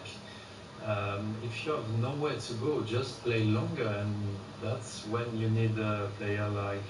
you need a man maybe like you as well. Yeah, you work on that. Me and you, maybe. Yeah, hold the ball, deflection, and this thing get you up front, you have me and Theo with that pace either side, yeah? Yes! Only problem is none of you are Australian. Theo, there isn't, obviously, the high press, the high energy, but also on the wings, out wide, they are winning that game as well, aren't they? It's so important when you're playing against a team that want to sit in and frustrate you.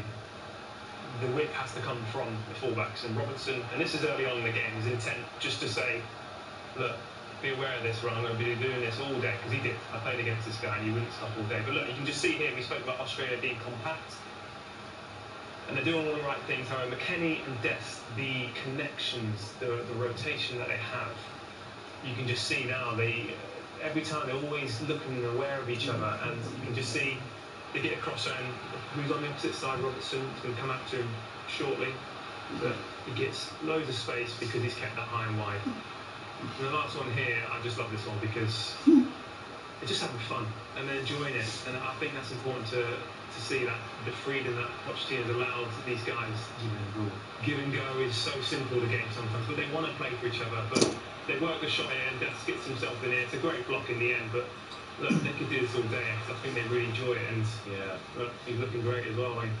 But that's what he wants. He wants the way he plays. He wants, and he probably needs young, energetic players who are willing to run off the ball, who are willing to go and put pressure and gamble as well, and because they will take chances against a better team. It might cost them, but it's so good to watch. Is it important as well that it's crowd pleasing, isn't it? You know, it's an attractive style of football to watch, and for a country that, you know, is growing and growing in its love for football, is that important? Do you think that his style of football matches the 100%. Me and Olivia have been out in the States, and they want to be entertained.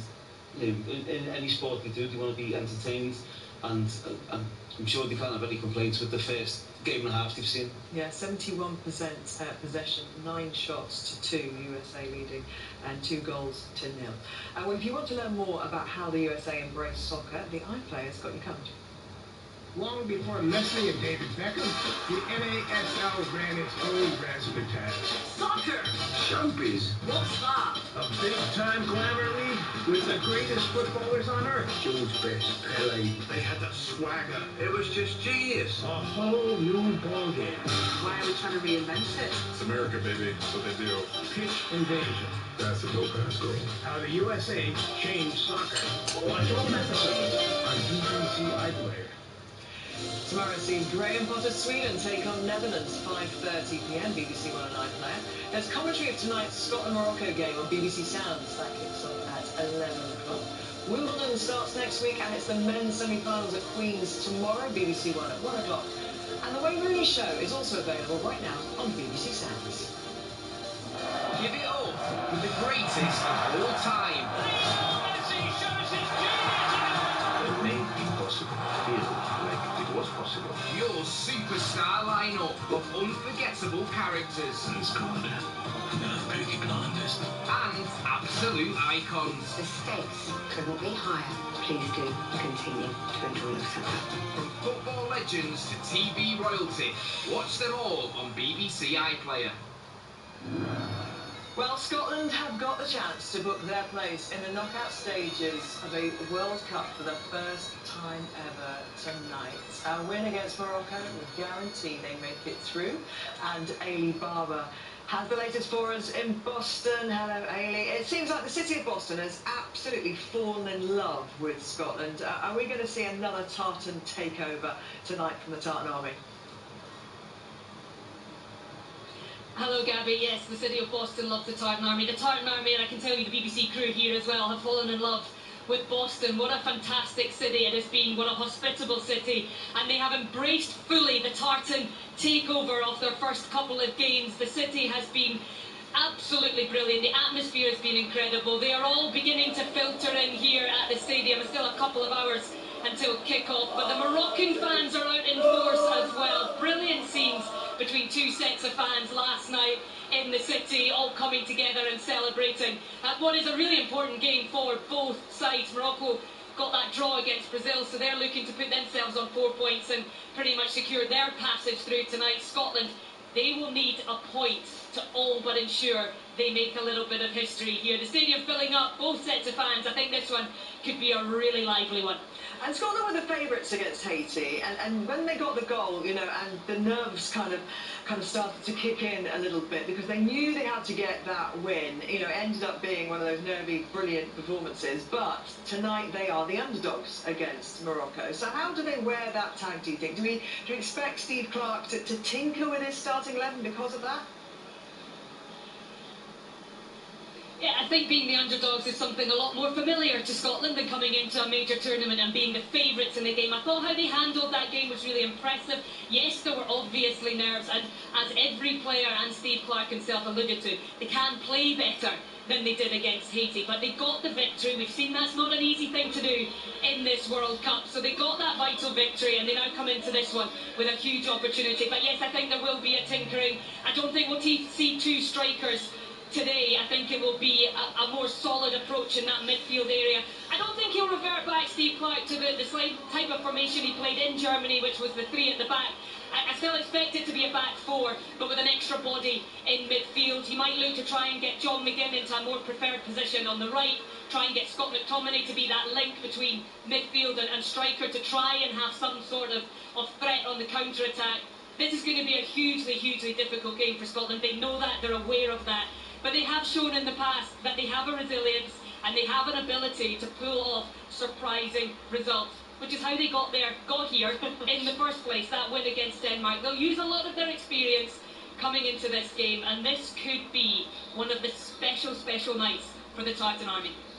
Good luck, Ailey, and of course you can hear full commentary and coverage on 5 Live. I wonder if we're going to hear that incredibly emotional, rousing rendition of Flower of Scotland like we did against Haiti. And they have been magnificent, as they were in Germany in the Euros, but this time they're kind of backing it up with football that they know could get them out of the group. Yeah, well, they wasn't the best in the first game, but they obviously won the game, and they're in a good position. I think 1 point will secure the qualification to the next round. So I think they've been.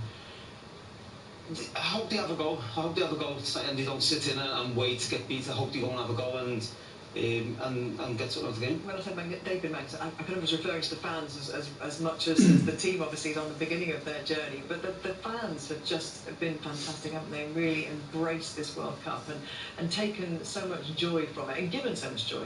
No, it's great when you see, you know, the different cultures come together. And it's like, even when you came to England and experienced the English fans, I mean, it's just amazing. So the Americans to witness, you know, the Scottish fans, which are incredible.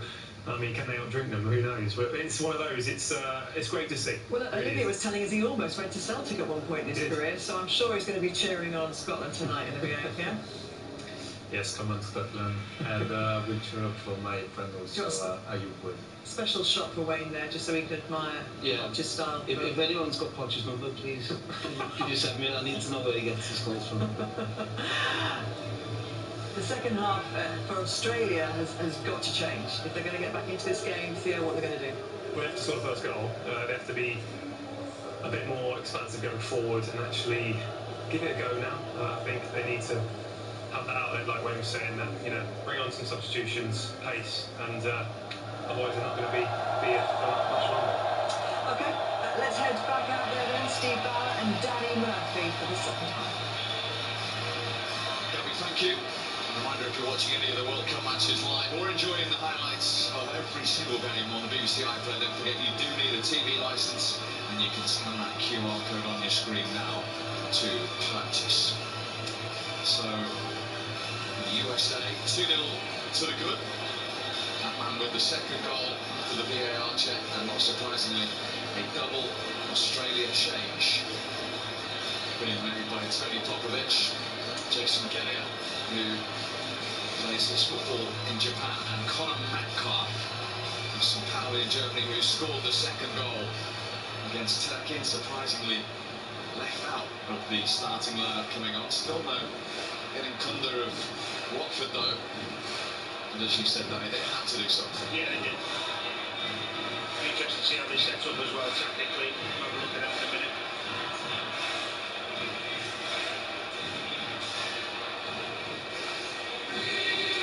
So Gillian, who is 33, Metcalf,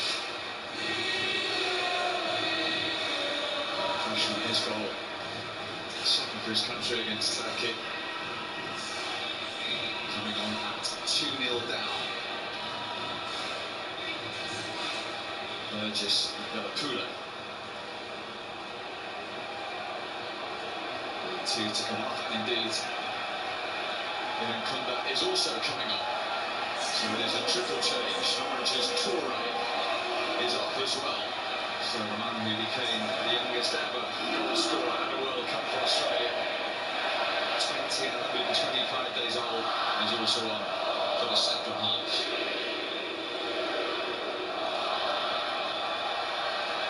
Which the USA get underway, and they know they're halfway to potentially winning Group D. If they win and Turkey do not beat Paraguay later, they will be Group D winners. In fact, that was a false start for the start of the second half. And incidentally, the importance of that for the USA means it would guarantee them a game in the round of 32 against a third place nation. And Richard Pochettino would take his team to San Francisco to play that fixture on July the 1st. But all this without Christian Pulisic, in case you're just joining us. Missing today with a calf injury. I feel for Toure a little bit because he had no supply and no service to try and get himself into the game.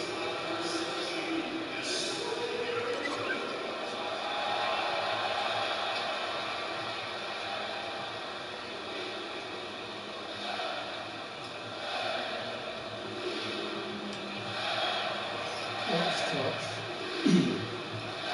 Reed.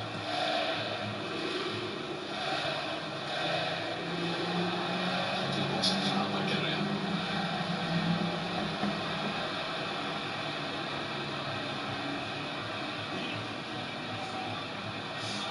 O'Neil still going.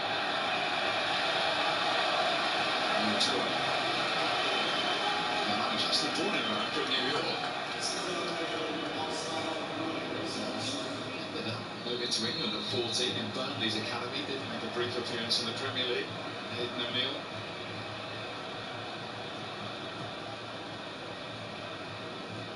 Pepe.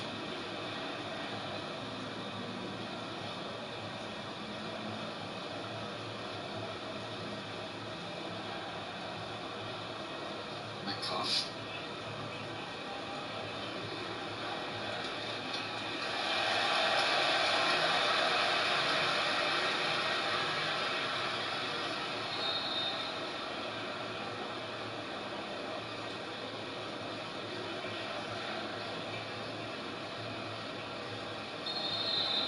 Shoots on Balogun. Yeah, it's good from Balogun again. Nice touch. Waiting for the contact. Protecting that ball.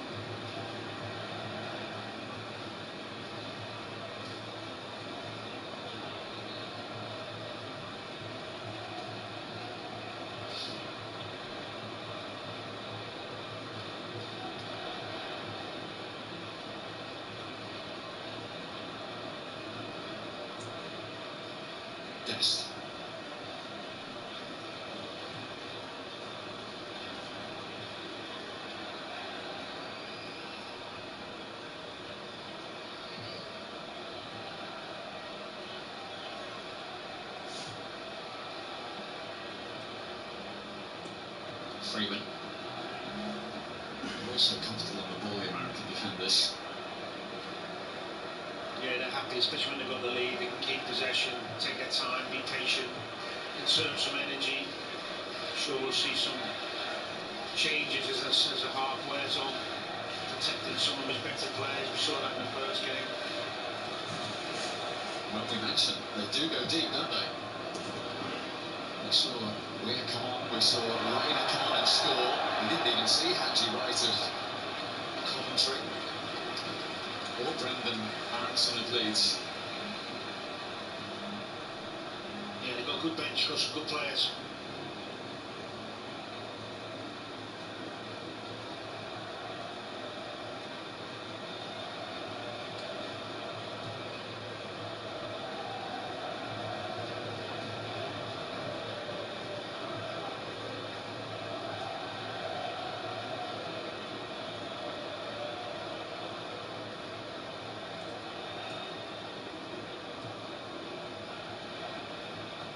Adams.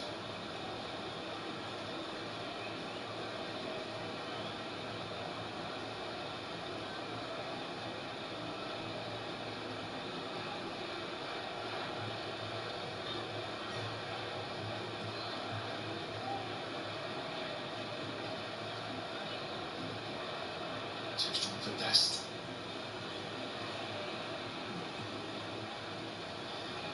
Suter.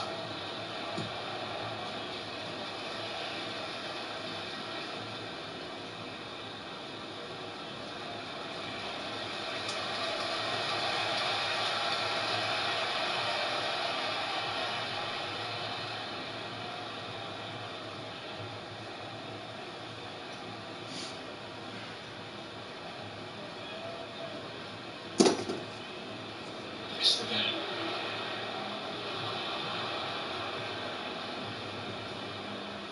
Tillman. Pochettino is breaking new barriers. First time they'd scored 4 in a World Cup in their win over Paraguay. This will be only the second time they've won their opening 2 matches.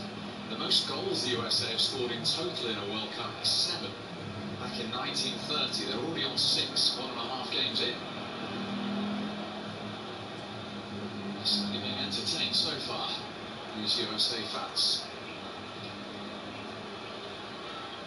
Italiano for Australia.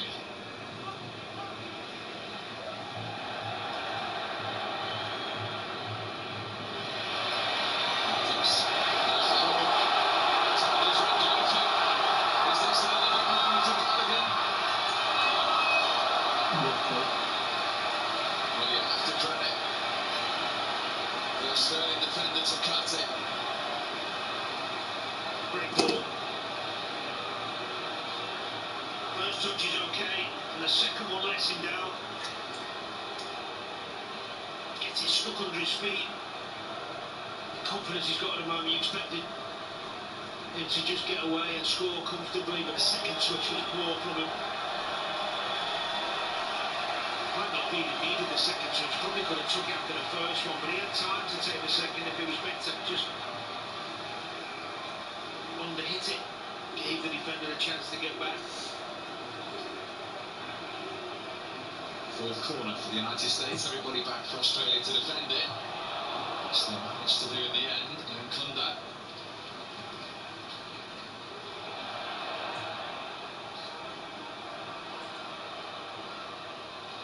He's given it straight to Freeman.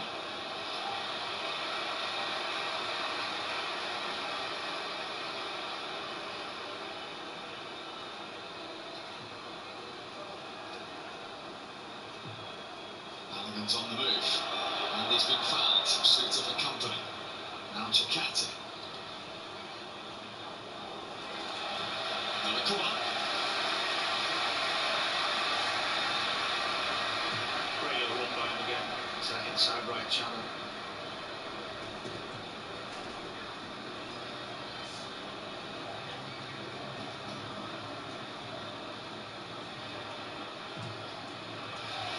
And again for the USA, off Metcalf this time.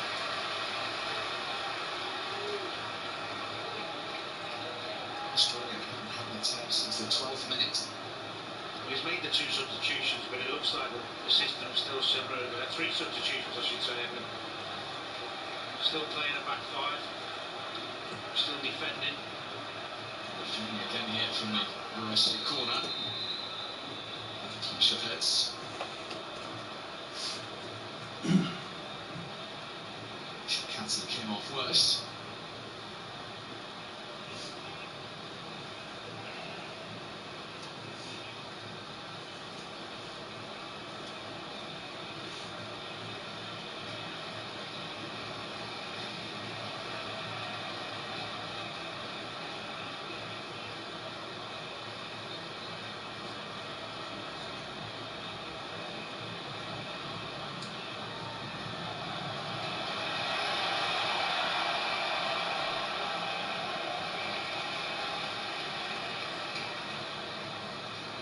Excellent work there from Robinson and Ream.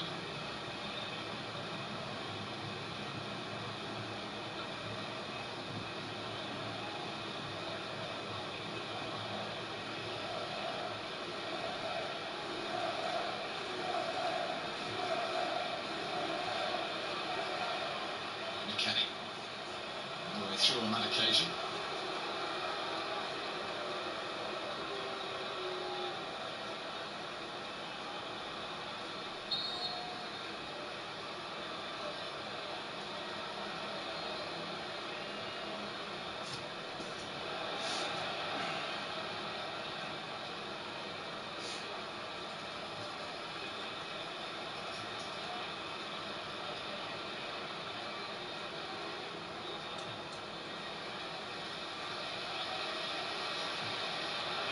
Long from Richards.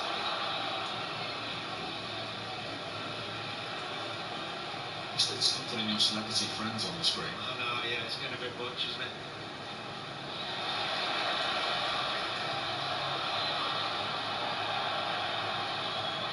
Here's Lecky.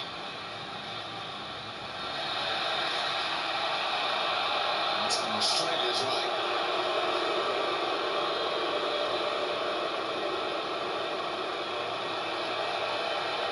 And first USA yellow of the day.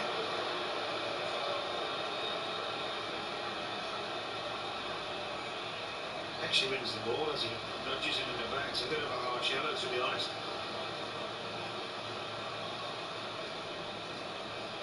Oh no, maybe it was for that, wasn't it? Yeah, I think it's Robinson who got a yellow, I think. It is indeed the Fulham fullback.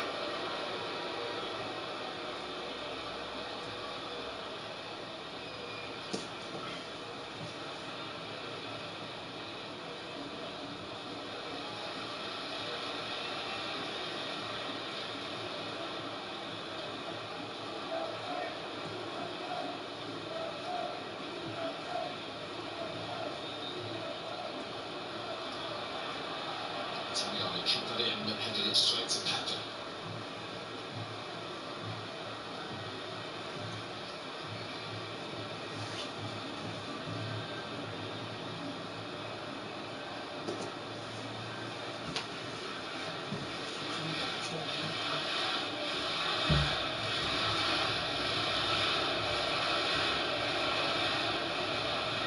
Kept it. Can we keep it in? We can.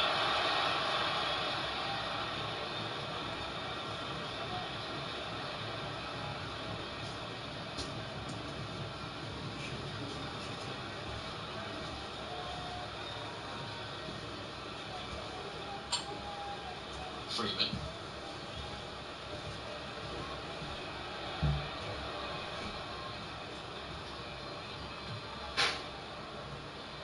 Early from Tillman.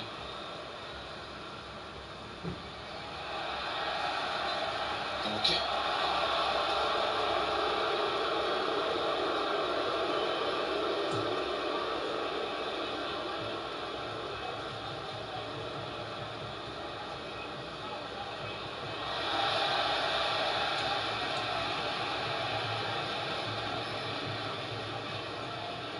It's brilliant from Tillman.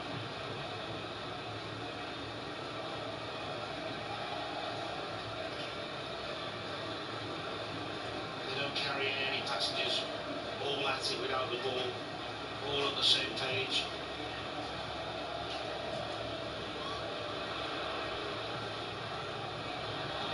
Green did enough. Handball. Roach corner. He doesn't agree. The USA captain.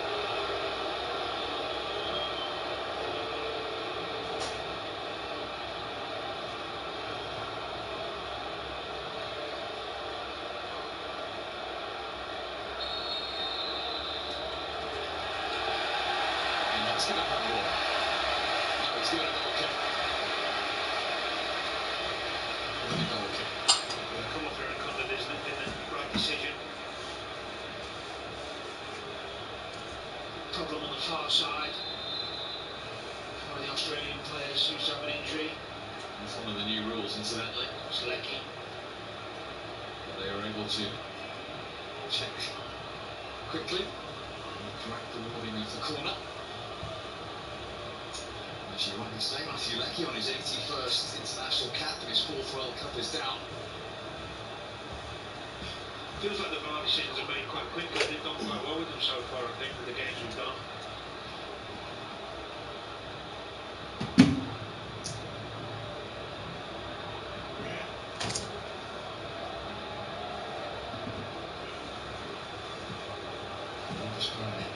Outfield player to start a World Cup game.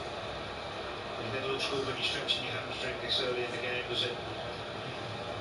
So that is Christian Volpato.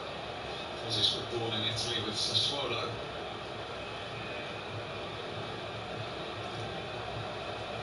This will be just his second international cap. Just been promoted to Serie A.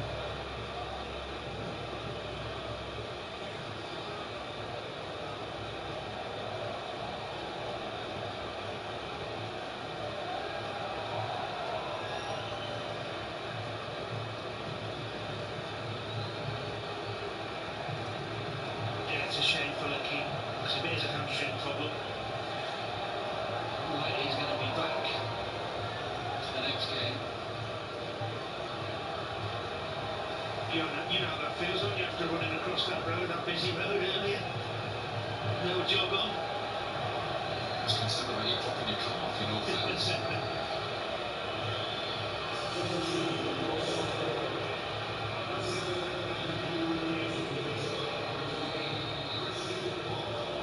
So Volpato is on.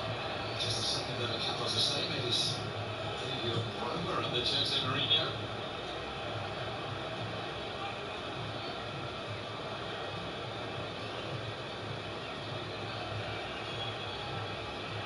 Well back to the Socceroos. Mixing with USA fans. Beautifully on the streets of Seattle this morning. Here's the movement. Quite taken in his stride. Made by Suter. Nice touch from Metcalf. Here in Condon. Can he provide something out of the ordinary? It's back to the substitute. Volpato.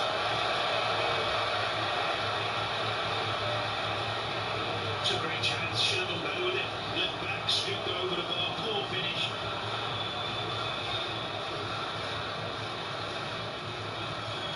He's onside. Good run in behind Ream from Eric Kondo. Takes his time here, waits for the support. Yeah, it's poor. Really good opportunity, the best they've had.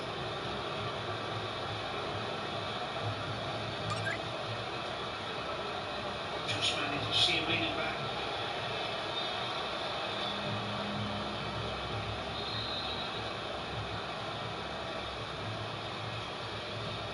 It's worth pointing out the USA have conceded in each of their last 9 games.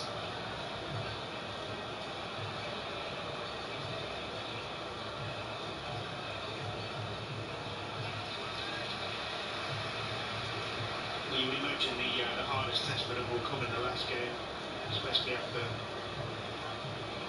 Turkey got a surprise defeat against Australia. We've got some good forward players. They'll test this American backline. Because the first 2 games, they've had very little trouble.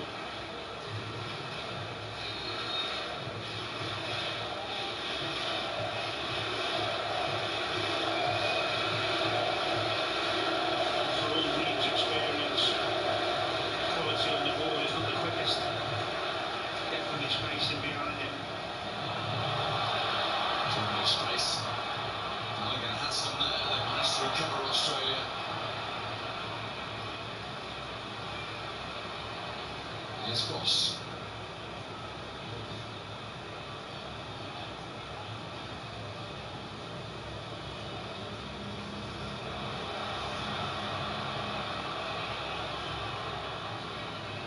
Final wing back again.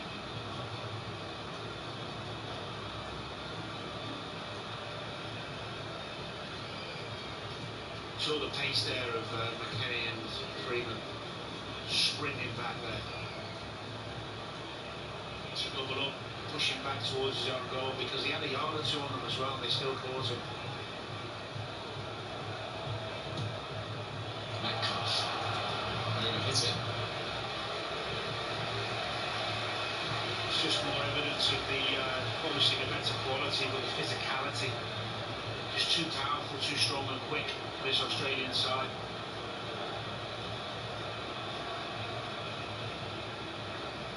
But again, you can tell they're well coached, Danny. You can, of course. They all know what they're doing. With and without the ball, there's a plan. Well, lost the ball there, though. Metcalf. Pretty straightforward come out first in the end.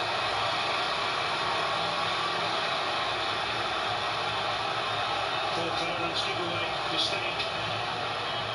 I think it was Adams, one of his few mistakes, just hooking it straight to an Australian player. 2 chances in the last few minutes. Here's Tillman at the other end. Stopped fairly by O'Neill.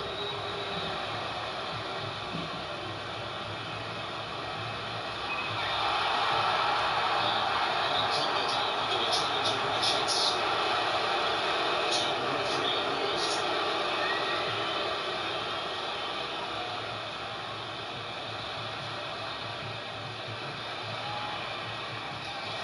Sayano with the challenge for Australia.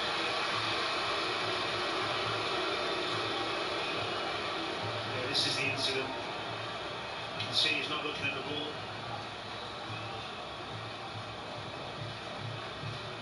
He even got away with one there a little bit.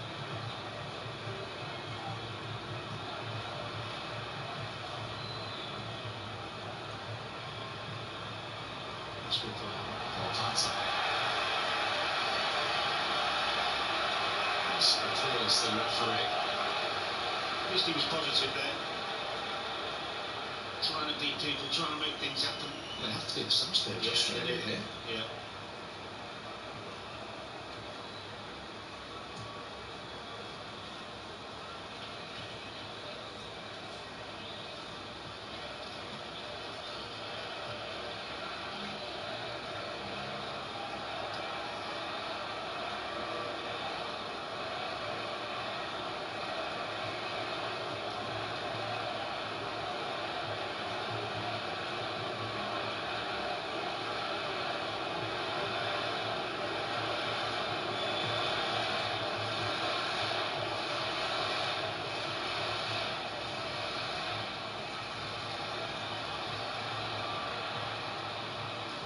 Tillman.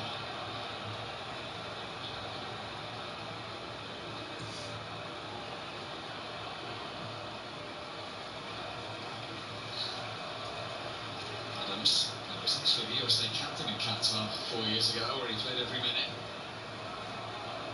He's 6th cap today.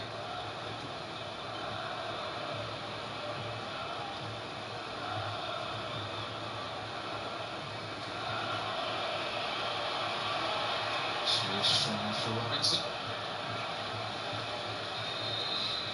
And that is the cue for the second half. Hydration break. USA still 2 goals to the good. East Australia in the last few minutes have managed a shot on target again. Reminder, you can scan that QR code now on your screen to have your say with BBC Sports Player Rater and let us know who has stood out for you in this game so far. What about you, Mr. Murphy? Well, I think obviously Balogun's led the line really, really well. McKennie's been good again. Tillman probably just edged it in the midfielders, and Adams has been terrific. Depends what you like watching. So many good performances.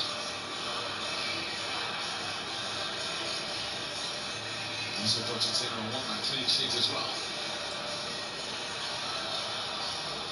Well, the two managers have their say. Let me remind you of all the football that's still to come. And tonight at 11, of course, Scotland against Morocco. Can they get that point? It's live on 5 Live and BBC Sounds. And that's followed also on BBC Sounds and 5 Live by Brazil, Haiti with a 1:30 AM start. And then at 4 AM on 5 Live and BBC Sounds, the other game in this group, Turkey-Paraguay. Remember, as it stands, if Turkey do not beat Paraguay in that game, USA will win Group D. And then the live football tomorrow on BBC One continues out on iPlayer from 5:30. Big European battle where the Netherlands against Graham Potter's Sweden, of course, had that thumping start to live here at the World Cup.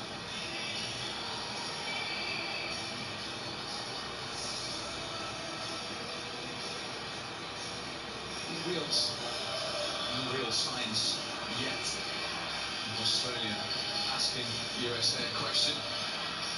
Still, Theo, pretty comfortable for the host nation.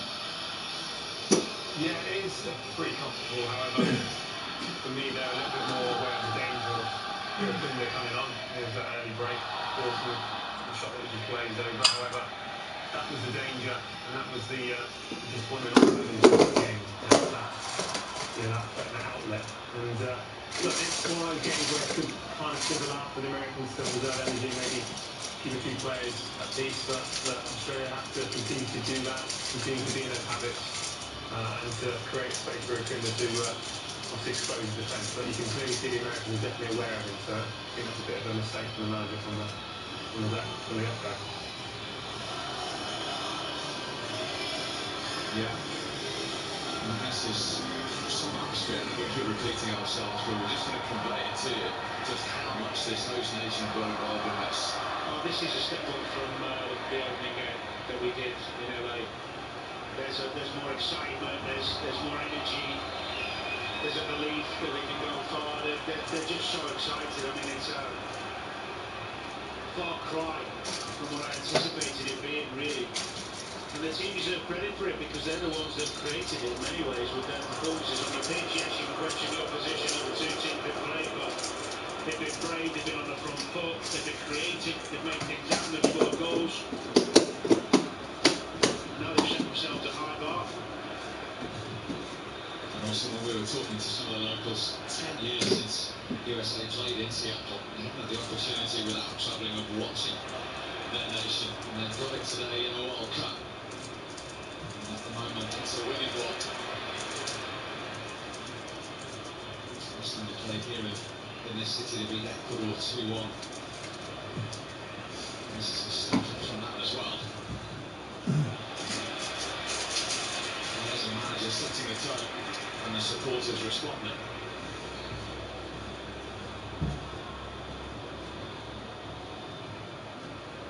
Sebastian Peralta, just as he did in the first game. Some of the former USA coach Greg is going to come on. Strongly linked actually with a move to the Championship in Derby County after this tournament.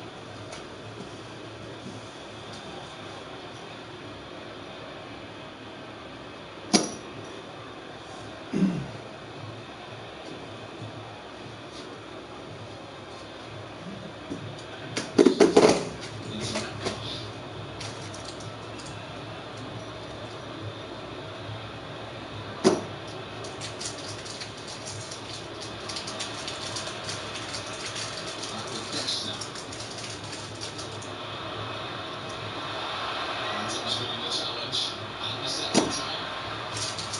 Then Robinson. And fans again, handling seats around us, responding to the work ethic. The tenacity.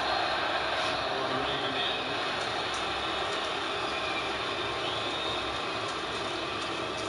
Yeah, it's great to see.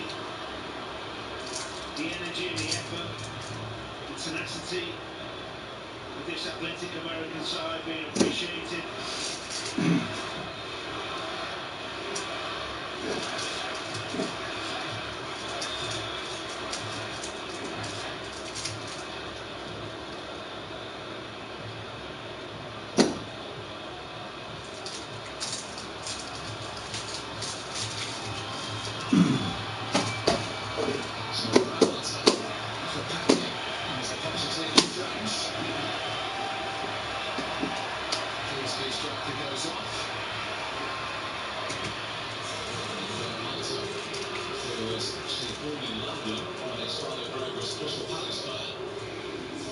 25 months of age, 15th cap.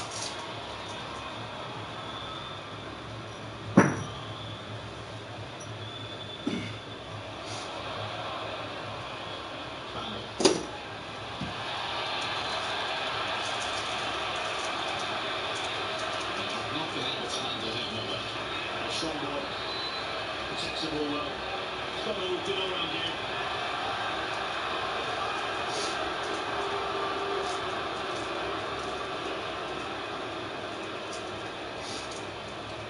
Mechanics have just been spoken to by Chris Hay, the German referee.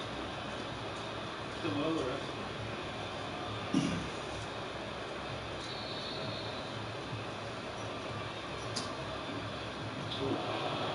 Nigeria are two to go for the same ball. Tillman first to man.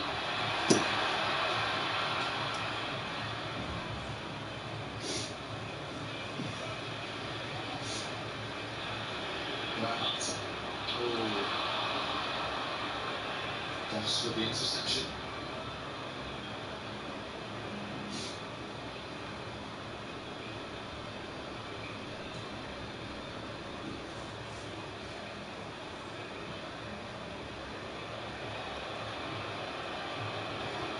Jacob Italiano.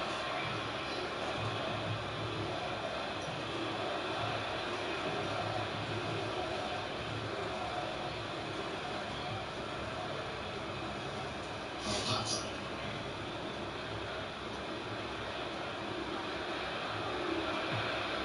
Managed to get the cross in.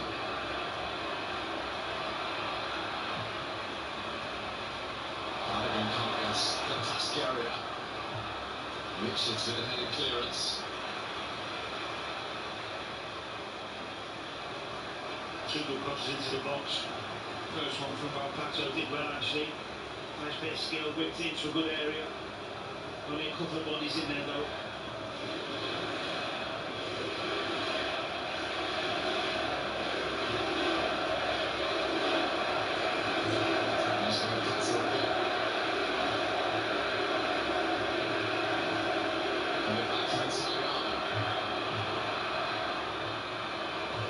Richards in the way. Kunda hoping it'll drop his way. And cleared by McKenna.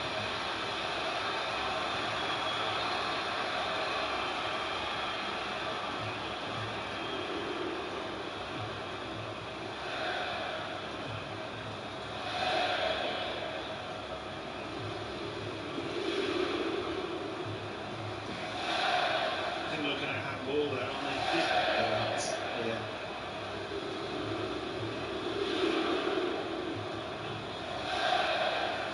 See the referee straight away dismissing it.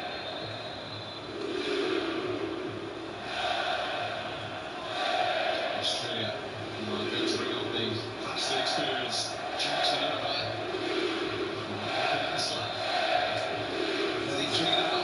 It's his third World Cup.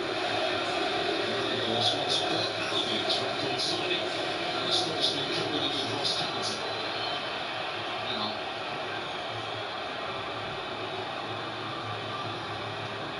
What's the referee seen here? Because Volpato is grounded.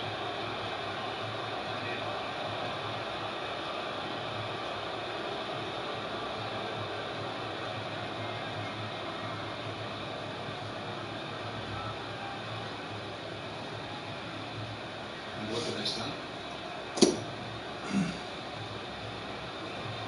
I mean, he caught him.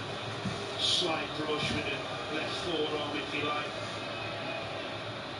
Nothing in that accidental. See it again there. No, it's actually his hand. Side of his hand just catches him in the face. Nothing rolling around for, I don't know.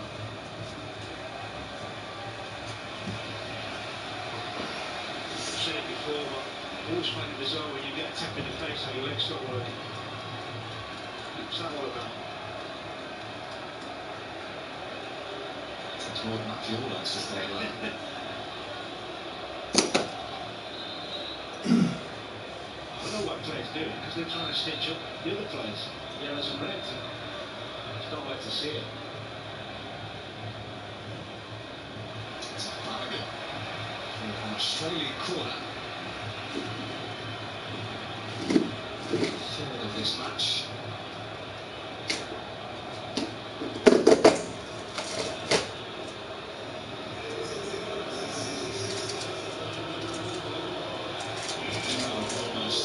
East London thousands. Inside the stadium, it's been announced as Australia manoeuvre towards shooter. The referee's also gone anywhere.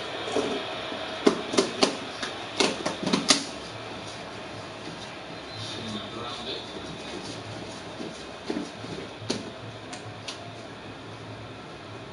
It's a USA double change forthcoming.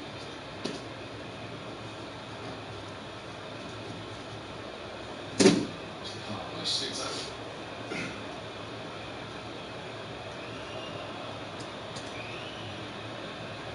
Guest is one of them, he's gone up on the far side, I think Freeman's the other one.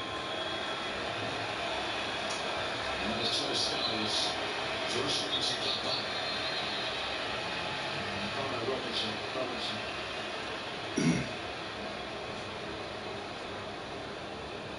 You'd imagine it's Robinson on the yellow card. Celtics lost on Trusty.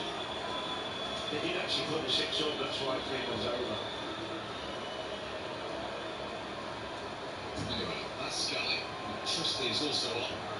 Fresh from his League and Cup double under Martin O'Neill. His first appearance of the tournament.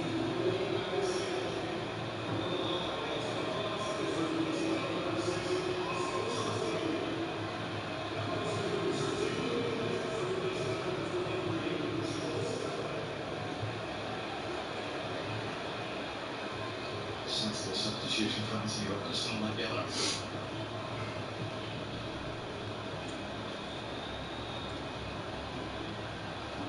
Adams first to that. It's like the final 10 minutes. Nova. Italiano. Australia hoping somehow they can get one to make the closing stages interesting.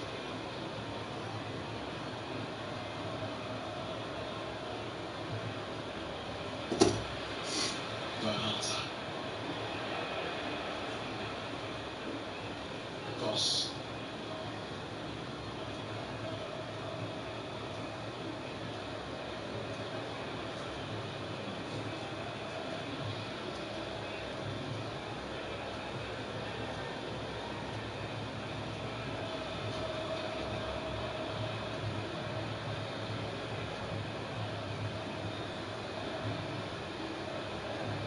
Italiano assessing his options. Jackson over. In from Metcalf.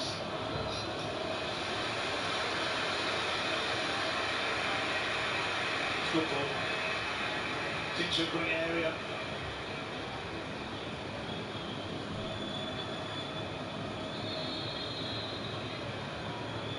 Really good ball. Not enough bodies in there again. Taking more risk and piling that into that box. Trying to get back into this game.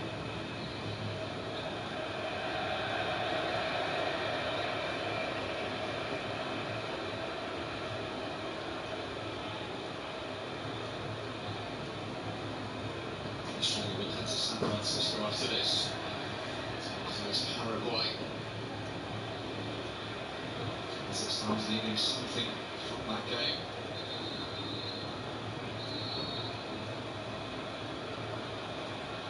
They're going to develop a World Cup group for the 3rd time. Metcalf. Italiano's cross. Come goes the line, all kinds of appeals.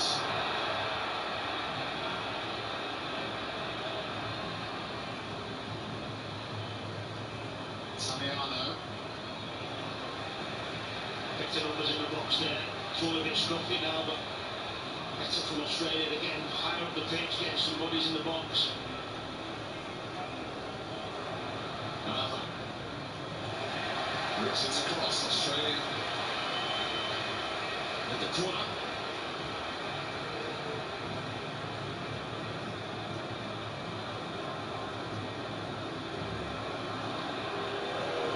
Penalty appeal. It's a tiny little bit, but I don't think he's going to get a penalty for that. Very Here comes the corner. Delivery through to Italiano. Well, they switched off America. Gary is effort dropped. Looks like it's gone for a foul on Richards.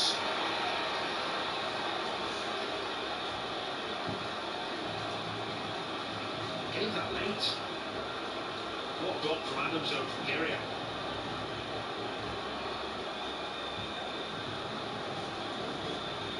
It's when the ball comes back across now. You can see at the back post. Little push there. I think it was actually given for a shooter on Richards, but still a brilliant block from Adams from that shot.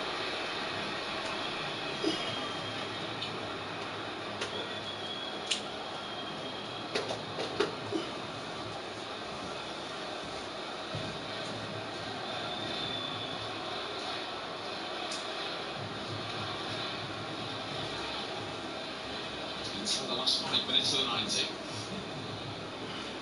Tillman.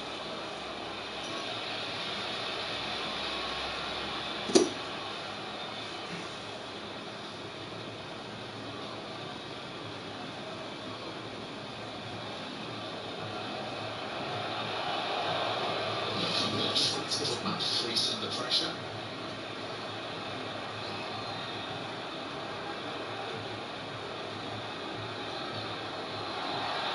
Santos Australia's free kick.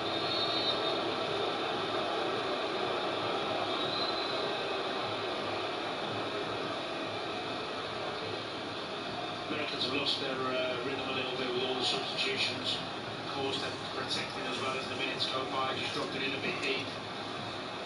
Australia gaining a little bit of confidence from that.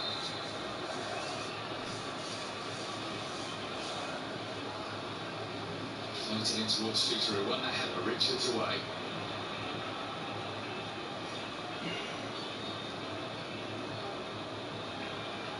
Valpata.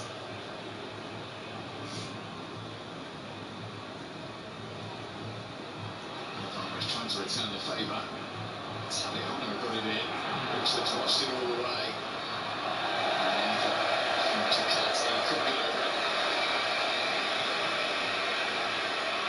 Thought about Richards on the crosses now. So good area.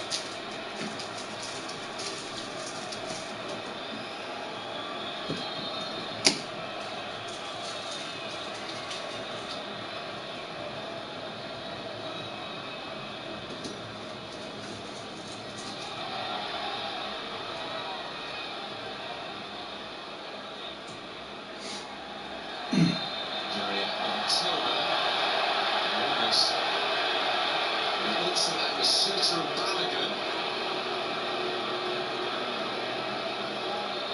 which was quickly diffused.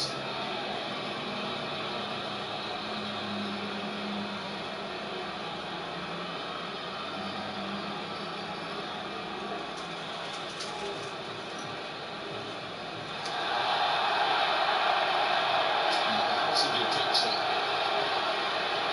Continued with Italiano. Trusting who went to ground. A little bit of needle right near the end. Maybe the Australians should have shown that much needle at the beginning. A bit more aggression.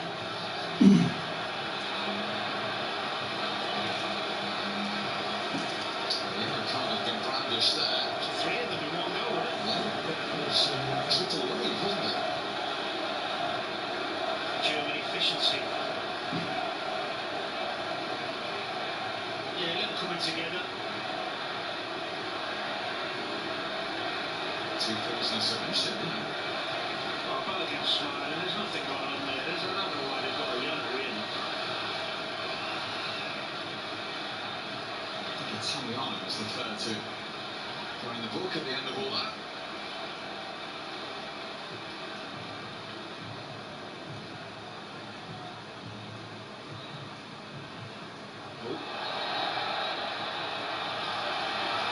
Now penalised.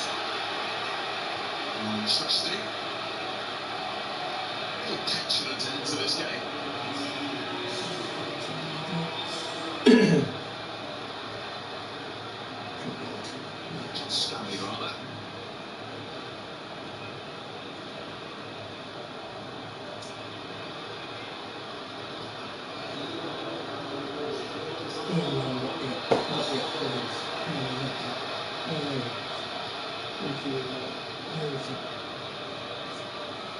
No, chemistry. Tillman, final minute of the night. Off Gary for a USA corner.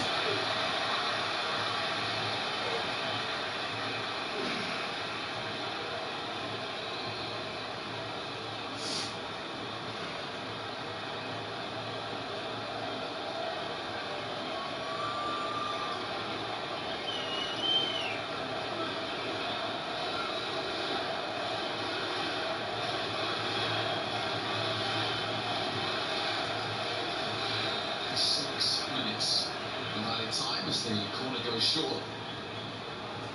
No, 6 minutes.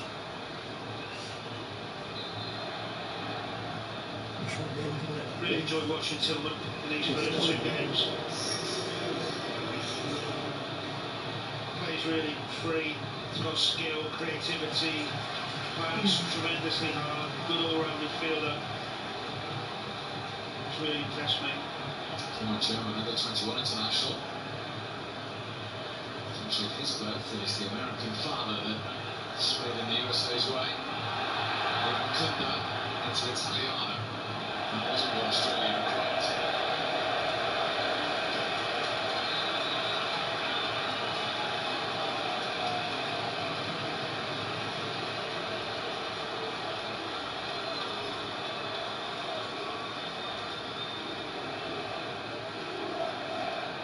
There's a little coming together at the bottom of your screen. That's where we're all trying to get the ball back here.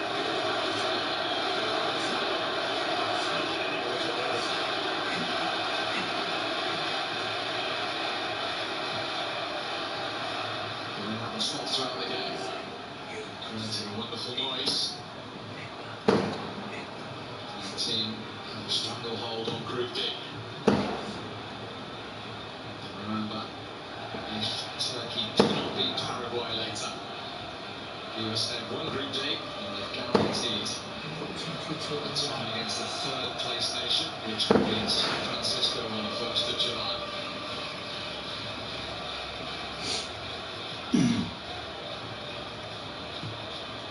Bernhard support. Lovely take from Gallagher. It's Tillman. Gallagher wants it back. That's where he's Too far, man. Too far. Nice little bit of link up. Nearly a perfect ending. Just overhits it a tiny bit.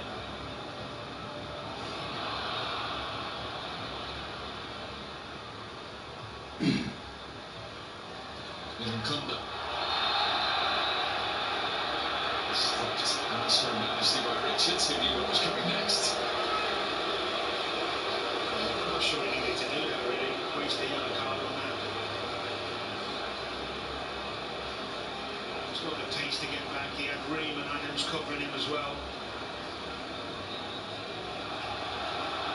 Oh, good lord. The referee's got crumpled over.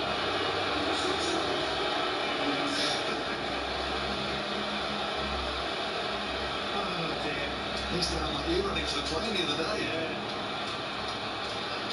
He's actually had a good game, hasn't he? Just like you, he's not drinking enough water. Told you to. You have actually. Stay hydrated. Yeah. I'll do better. Well, this is an unusual delay, to say the least.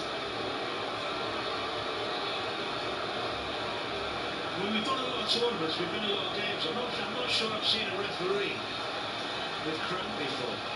I'm racking my brains. I think I'm with you. Felix Sveer is... Hold on, what's this? Giving us a first.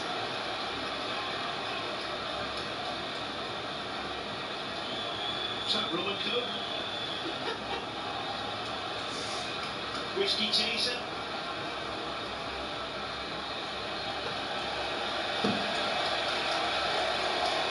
Not everyone has the Mancini's to view, Daniel.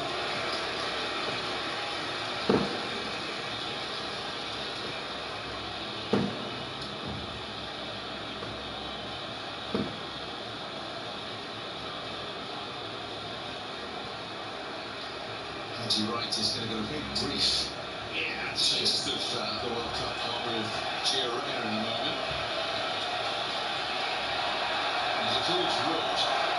As Felix confirms the referee is okay to continue.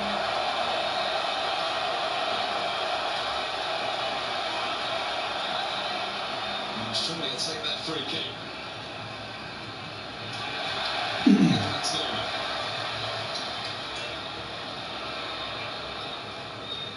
Suffice to say the referee wasn't sprinting towards the centre circle then.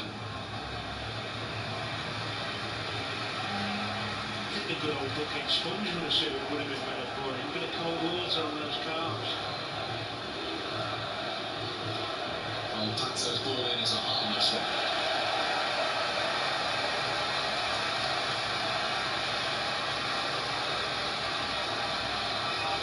So Reina and Wright for the last moment or two here in Seattle. Balogun hasn't scored today. He's still getting a standing ovation. He's the new talisman of the USA. They love him. Yeah, he's been outstanding. Hit one or two. Volume 14. Fergus quality with the poor touch that he had, but he's worked tremendously hard. Volume 13. I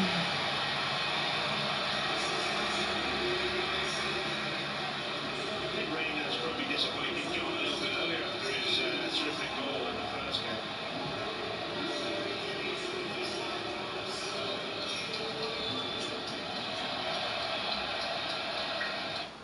Volume 14. Tournament. So important the fact that Coventry successful season in Kunda. Green was just down with a bit of cramp as well. Just left the space in the middle of the defence, stretching himself. Tillman. Wright wants it delivered. Tillman wants it back. It's Hatchie Wright, the substitute. Can he find a shooting opportunity? And the flag does eventually go up.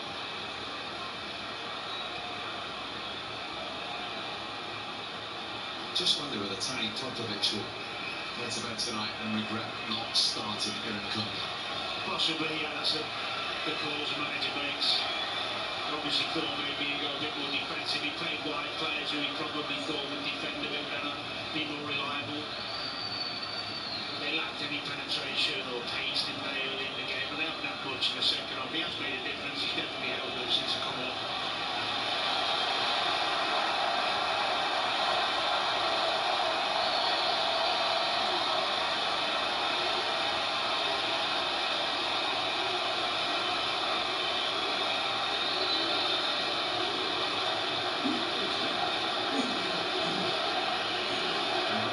For this World Cup, no question about that, and he's got a big part to play in it. And he's got the supporters dreaming big.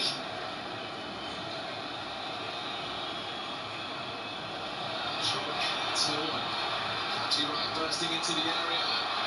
Can't quite get there. Catty first. For just the second time in their history, the USA begin a World Cup with consecutive wins. Mauricio Pochettino's positive start continues. And just like on match day one, all the damage done in that first half. The own goal from Cameron Burgess, the header from Alex Freeman, the clean sheet to boot. And if Turkey don't beat Paraguay later, USA will have won Group D. It's another really impressive day for them here in Seattle. USA 2, Australia 0. Thank you, Steve and Danny. So, second half that didn't match up to the first in terms of energy. USA got the job done in the first 45 minutes. It did, and I think the second half wasn't great, but yeah, USA done the job first half. Australia got back into the game, they huffed and puffed, couldn't get the goal to put a bit more pressure on the USA, but yeah, deserved good for USA. Clever game management from Pochettino as well. Obviously wasn't risking Pulisic, didn't kind of go for it so much in the second half. This could be a long journey for them at the beginning. That's what they're hoping for. Yeah, there's definitely a lot of excitement surrounding this team. You can see the fans, you know. I think they just managed this second half. Could have done some subs before, we were saying that, to rest some the main players. But well, I think Pochettino just won the battle today. I'm thinking about Tony Popovic maybe could have done better by playing his scorer, you know. Or was his plan maybe, Theo, all along to leave it to the last game? Because when they play Paraguay, do they believe they can beat Paraguay? Yeah, I mean, look, I feel like watching USA today, they kind of can mix it up. They can do a bit of everything. They can really make it hard for you at the start of the game to play with that intensity, that intent, make it hard for you. And then they can manage the game. And I think when you have a manager who knows how to control things, but what I'd really like to see as well is the connection that Pochettino has with his players, because they all want to play for him. And I think it's so important to have that in the squad and the tournament. When you are a manager who is, without wanting to sound cruel, that much better almost than the calibre, if you look at the calibre, his players are good players, decent players, but he's a world-class top manager.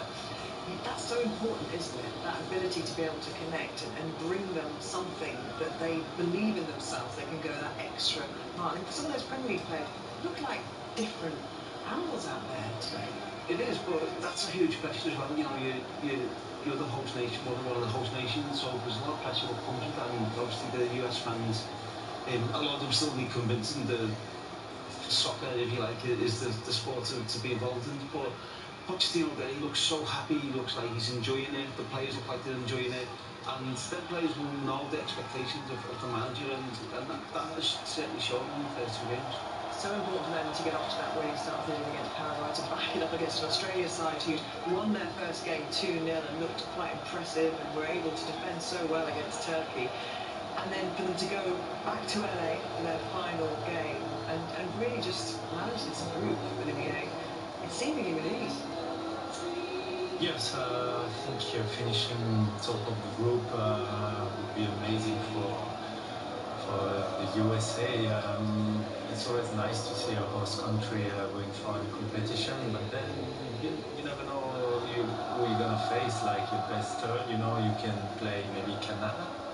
I don't think they can meet each other latest knockout stage, but yeah, it's nice for the country. I mean, the fans are enjoying it, and I like to see a Pochettino. Like, looks like really close to his players. Seattle, Wayne, is a big football area, isn't it? He said when you were out there and you took teams there, those fans, they know their football. This is